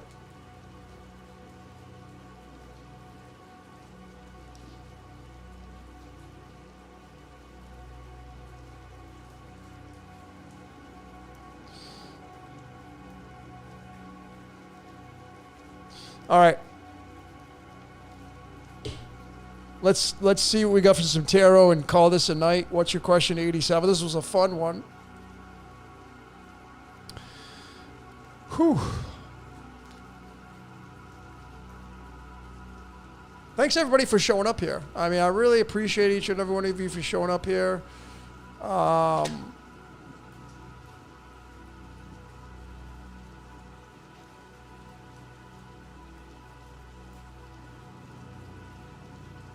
I'm going to leave one more comment. One day at a time, I'm going to leave you. It's all on the cards.com. There you go.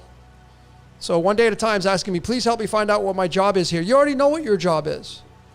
You're not paying attention. I mean that with the utmost respect as well. So the exercise to do tonight or today, whatever, get into a quiet space.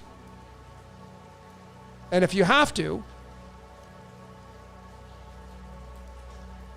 get out a piece of paper, get out a pen, and start to write out the top 10 things you want to have manifest in your life. Just 10. Get out a piece of paper, get out a pen, get quiet, get away from everybody. Maybe you can take a walk in nature. Forget about who you are, your code. Forget about trying to figure out your code. What are your top 10 things in life you want to have happen in your life? Then go back and circle, out of those top 10, circle the top 3. So you get your 10, then you circle your top 3. Then figure out what your number one thing is you want more than anything else. Now, don't put down, I want to be sipping pina coladas on the beach. That's not what this exercise is designed for. I'm talking about really what you want. Top 10, top 3, then your number one. When you figure out your number one, it will all start to make sense. And if it doesn't make sense right then and there, it will hit you eventually over the course. And then you just work towards that number one goal. Now, you can make a vision board based upon that. Matter of fact, this is what I do. I tell people, this is what I teach. I love vision boards. You're tapping into your higher self. Write down the top 10 things, circle your top 3, then your number 1. Then go buy some magazines based upon all those items. Start cutting out, buy a big boat poster board, get a good glue stick and a pair of scissors, and start creating your vision board. That's the very first thing you should do if you don't know what your job is here in this reality. What do you want? And then I'm going to pin this at the very top. There it is. It's pinned at the top. Go there and click on it'sallinthecards.com and go type in your birthday to figure out what your base code is, what your card is. And you could kind of get an idea of what the hell you're doing here. What motivates you? If it's diamonds you want, I want. Some of you are here to be service to self. Why is that such a bad thing? Because society tells you that. Oh, that's a bad thing. Some of you are not designed to be, some of you are designed for this incarnation to pay attention to you. Your incarnation is designed to pay attention to you. God's using you to pay attention to you.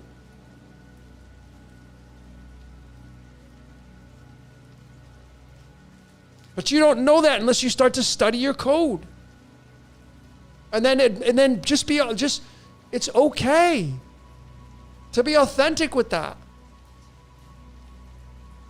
Like some people are born, like if you're born on the 6th, if you have a 6 hearts, 6 of diamonds, you might be somebody who's service to others. You're being used to help people. Service to others. Like people, I use myself as an example. People say, well, what about you, Logan? What's your card? I have the Trap and Limited card. You know, ladies and gentlemen, when I come out with this decode, the Fallen, you're going to see my birth card, my card, is the card of this fallen angels. I am the epitome of that. My card is the card, look, you know, for me, that's my code. My card is tied to the fallen angels directly. I am the guy they land on when they come into this reality. Because I'm an 8, which is the infinity symbol is the cage. The 8 is the cage, the infinity symbol. And the spade is I am. Trapped. I have the Trapped and Limited card. I'm the guy who got it. 3 birthdays. My birth card shares Alan Watts, March 6th, or January 6th. Alan Watts, he's got the 8 of spades as well. Great British philosopher. Telling you, his whole work was telling you, this is a game, it's a silly game. It's not even real. We take it so freaking serious. Go listen to Alan Watts, he's one of the greatest ever. 8 of spades, birth card. His material blows my material out of the water. And then my spirit card is the King of Clubs, which is, you know, mental mastery is what I was assigned to. So I'm here to show you how to master your life by studying your code and realizing that you're stuck in this reality. So you might as well do something with it. Might as well figure out what your job is. Some of you are designed to have kids. That's not a bad thing, despite everything I said.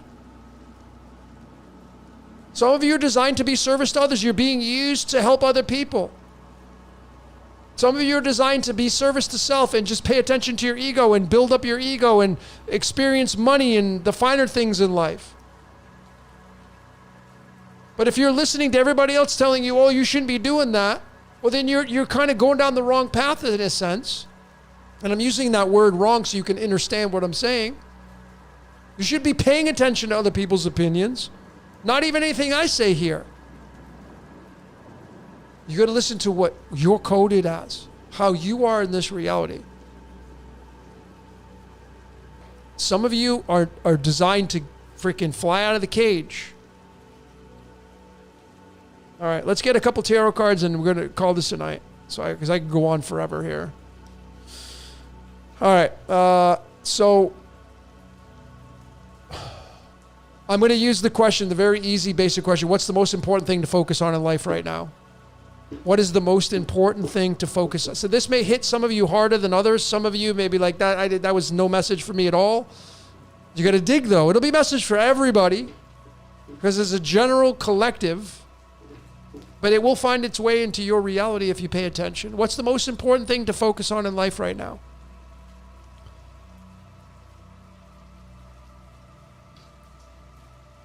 Look at that. The card of clarity. This is the card of I am. And it's the base. Think about what I'm telling you now, okay? The sword suit is the spade suit, which is I am, spirituality. And what have I just been ranting about for the past 5 or 10 minutes? Knowing your code. What is this card? The base of your spirituality. Knowing I know myself. I am. And this is what card comes out. I mean, need say no more. I am. Victory. You will have victory when you pay attention to you. Not your neighbor. Not your brother. Not your husband or wife. You. Because if you don't wake up and you're living out your best life, if you're living out a mediocre life, everybody's going to feel it around you. But when you wake up and you're living out your glory, everybody else feels that. That's the person I want to hang out with, is the person that's living out their glory. And I think this is the refinement that we're looking for. You know, Jason's having this big seminar in Virginia Beach, and he's going to be talking about pattern breaks and all that stuff. Well, you know, if there is such a thing as that, I've been talking about pattern breaks for the longest time, just not using those words and terminology. I mean, despite the programming, despite we're being used, there's a code behind that to using you. Well, don't you want to know what you're being used for? I know thyself. I am. Clarity, victory, and clarity. So that was card number 1. Card number 2. What's the most important thing to focus on in your life right now?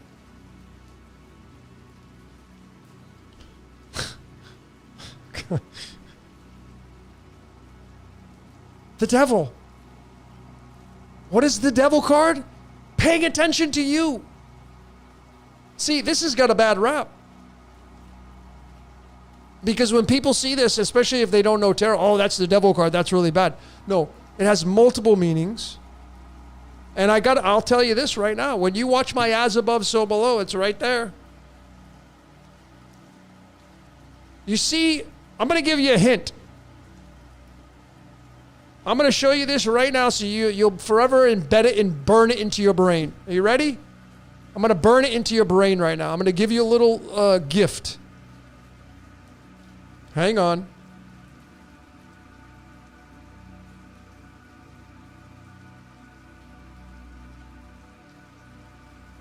Here it is.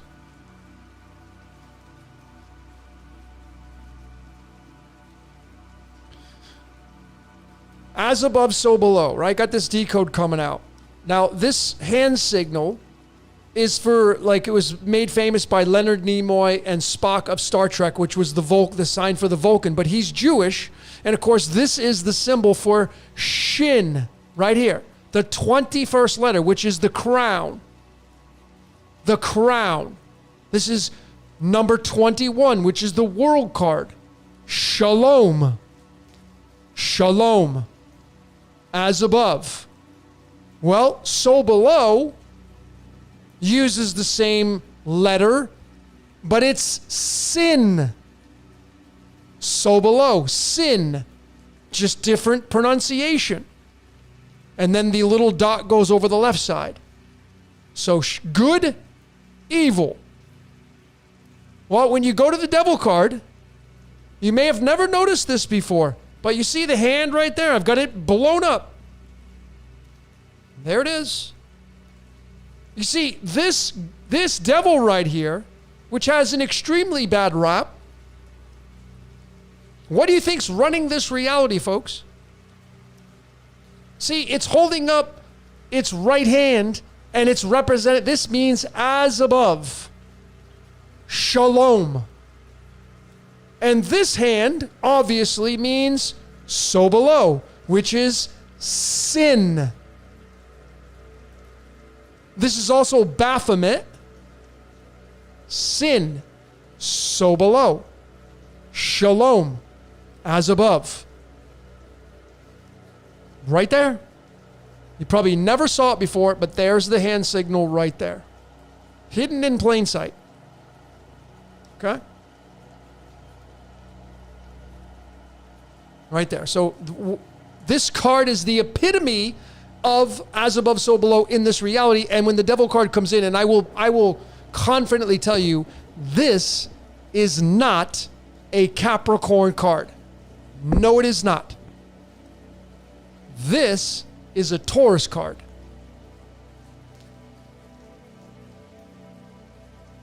Because if you take the major arcana and you start at the Magician, which is in the house of Aries, High Priestess is Taurus, Empress is Gemini, Emperor is Cancer, and you go all the way around. You got to go back into the middle for 13, which is where the Death card sits, and you go back out on 14. The Temperance card goes back to Aries. What's after the Temperance card? The Devil. Taurus. Why does Taurus get the Devil card? Because Taurus represents money. Venus is the ruled energy here. She wants to have all the beautification. She wants to have the finer things in life. The bull is the mascot of the New York Stock Exchange. Money, the devil, greed, lust, desire. Taurus, the Taurus field is the devil. The diabolos, the hourglass is the Taurus field, which is the infinity symbol, which is the prison encasing you here. As above, so below. So this is saying, ladies and gentlemen, what are you? The I am. Focus on your spirituality, whatever that means. Right now, Rahu is in the sign of Pisces, which is magnifying the aspects of your spirituality. It's searching for its spirituality. And this card has a wrap of this is the devil, this is Satan. But yet, what do you think's running this reality? So there's truth to that. The demiurge. We live in a dualistic reality. And it's as above, so below. And this card comes in and it's are you going to pay attention to yourself? Now, yeah, we could say this could be in addictions. Like we got this last week. But this was tied to sex. And it was tied to the Fool card. And it was tied to much different card outcomes. But when you bring clarity in with this, with the message I've been talking about, the most important thing to focus on in your life right now is you. Stop dissipating your energy out onto the mainstream and focusing on the damn polls and who's going to win and the debates and who gives a shit. What about you? You are the most important person in this entire reality. Not me. You are. So the final card here, for the most important thing for you to focus on in your life right now, which clearly is your spirituality and becoming the best little devil you can be down here, obviously. The third and final card here is the Eight of Cups. And you know, this card has multiple meanings. This card right here is the card of the head of the snake. This card right here is the Eight of Cups, right? So it's the sojourner. It's going on a spiritual quest. So when you read this together, because the Eight of Cups can mean so many things, obviously, but when you put it into line with these three, you have clarity with the Ace of Swords. I know myself. And the devil in the middle is paying attention to you. And then the Eight of Cups on the back end here is going on having the courage to go on this spiritual journey to figure out what the hell you're doing here. Listen, ladies and gentlemen, right now, Rahu is inside the sign of Pisces, which it's the most spiritual sign you can get. So this is the time to do it.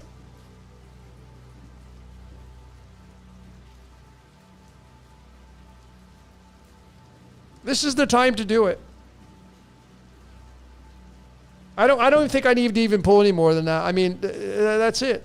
And I will also tell you that this card right here is the card of I will spit you out of my mouth. This is the card. I will spit you out of my mouth. Jesus saying, you don't want to be the angel or devil anymore? I got no use for you. So maybe this is what this is saying, is you figuring out what does it mean to be neutral in this reality. Neutrality. How do you become neutral in a world full of draws towards the materialistic aspects of life and living life? And it's a tall order.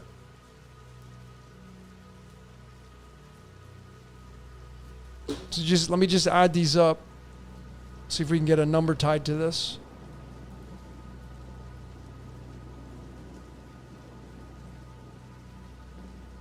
$110. It's tied to 110 is the total number, and that's tied to the binary. That's tied to the number 6. 6 is the 110 in the binary. So this is tied to your legacy, folks. I mean, if you want to leave a legacy behind in this reality, maybe your legacy is leaving this reality, walking away from this reality.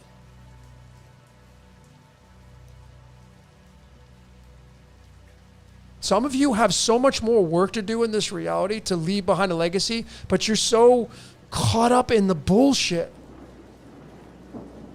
I mean, I saw the comment, like the Diddy crap, and I was like, why are you paying attention to this stuff that's such a distraction?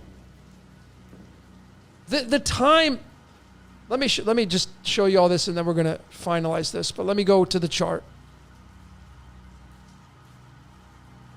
Right now, ladies and gentlemen, this is what's going on for the collective, for everybody, is that you have a Poseidon at home again, Neptune. And Neptune, is very mystical in its home sign. So it's back home again, which is a great thing for everybody. But you have Rahu here who, wants to usually have it all from materialistic possessions, but now it's forced to be in a spiritual sign. And it's paired with the Poseidon energy, which is, in a mystical sign itself. So it's like, right now, with these cards coming out, the Ace of Swords and the Devil and the Eight of Cups, some of you need to go on a spiritual quest. Some of you need to put down the mainstream garbage. Some of you need to stop paying attention to that crap. Because it's moving you away from your bliss. And of course, it's designed to do that, right? So what is the value in moving away from your bliss? Knowing the value when you get your bliss. Because if you just have your bliss, there's no value of knowing what not having your bliss is. So it's all scripted for sure. But we have this Ketu in Virgo, and Virgo is Mercury, and Mercury is the way you think, and there's a heavy toll on getting this is your legacy. This is legacy here. Right now, the legacy is pointed towards being very artistic. The Chiron in Pisces, this is the shadow self. The dark night of the soul is here. This is the time to use this energy to get rid of the programming that is no longer in tune with your bliss. And if you don't know how you operate, how the hell are you going to be able to show anybody the way? How are you going to be able to give good suggestions? How are you going to be able to do so? How are you going to be able to do that? If you don't even know yourself, you're just fumbling around in the dark. See, when you know what you're coded to do, you don't ever have to defend it. You just own it. You'll just own it.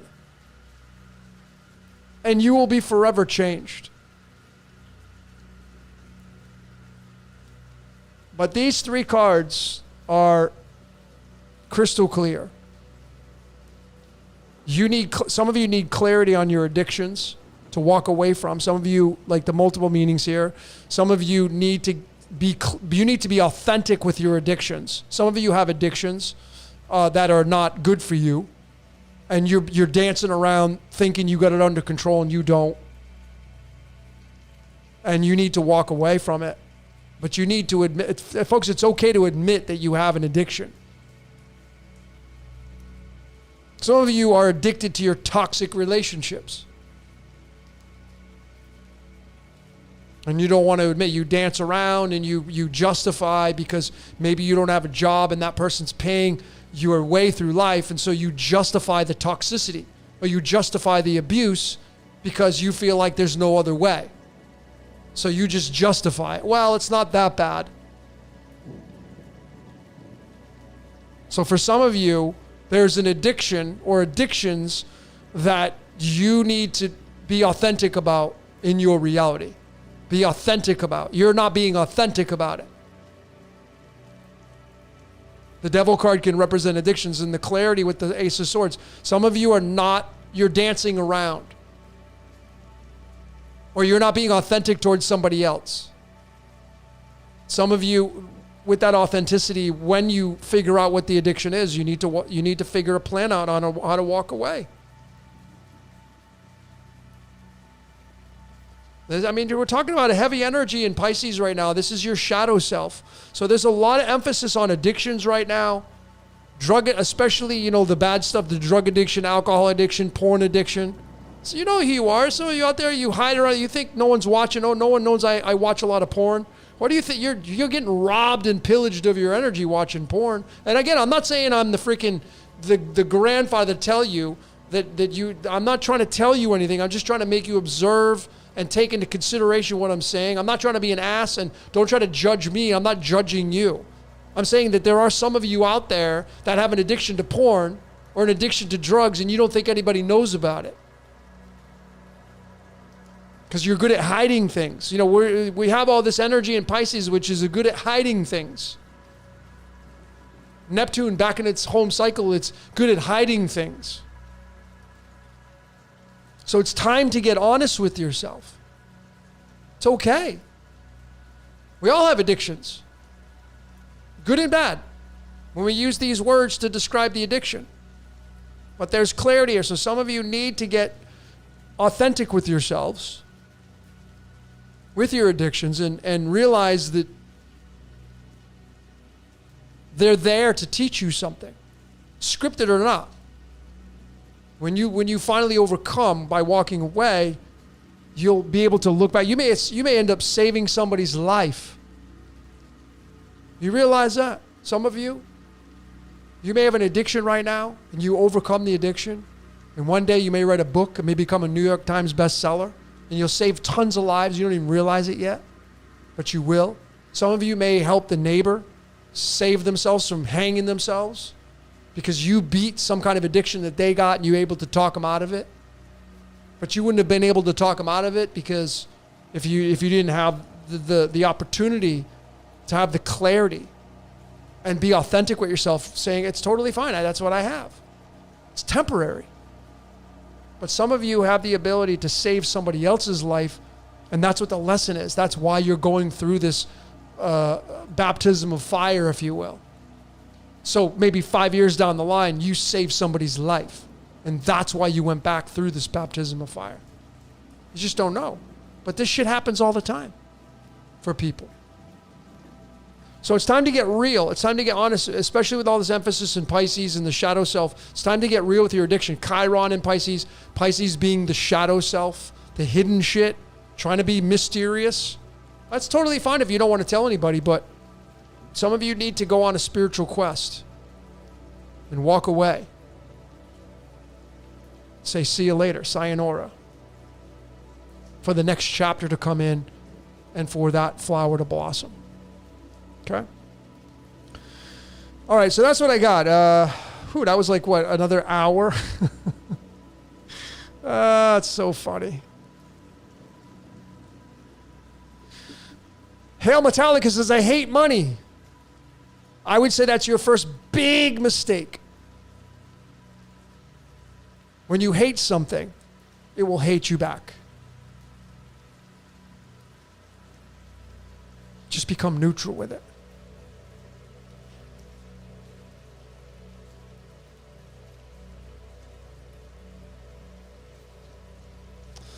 All right, well, ladies and gentlemen, that's a wrap for this What's Your Question. It's been a great journey tonight. I really appreciate each and every one of you for coming on here. I'm going to play this song right here called Static by timecop 1983. It's one of my favorite songs of all time. It's by by the band The Midnight.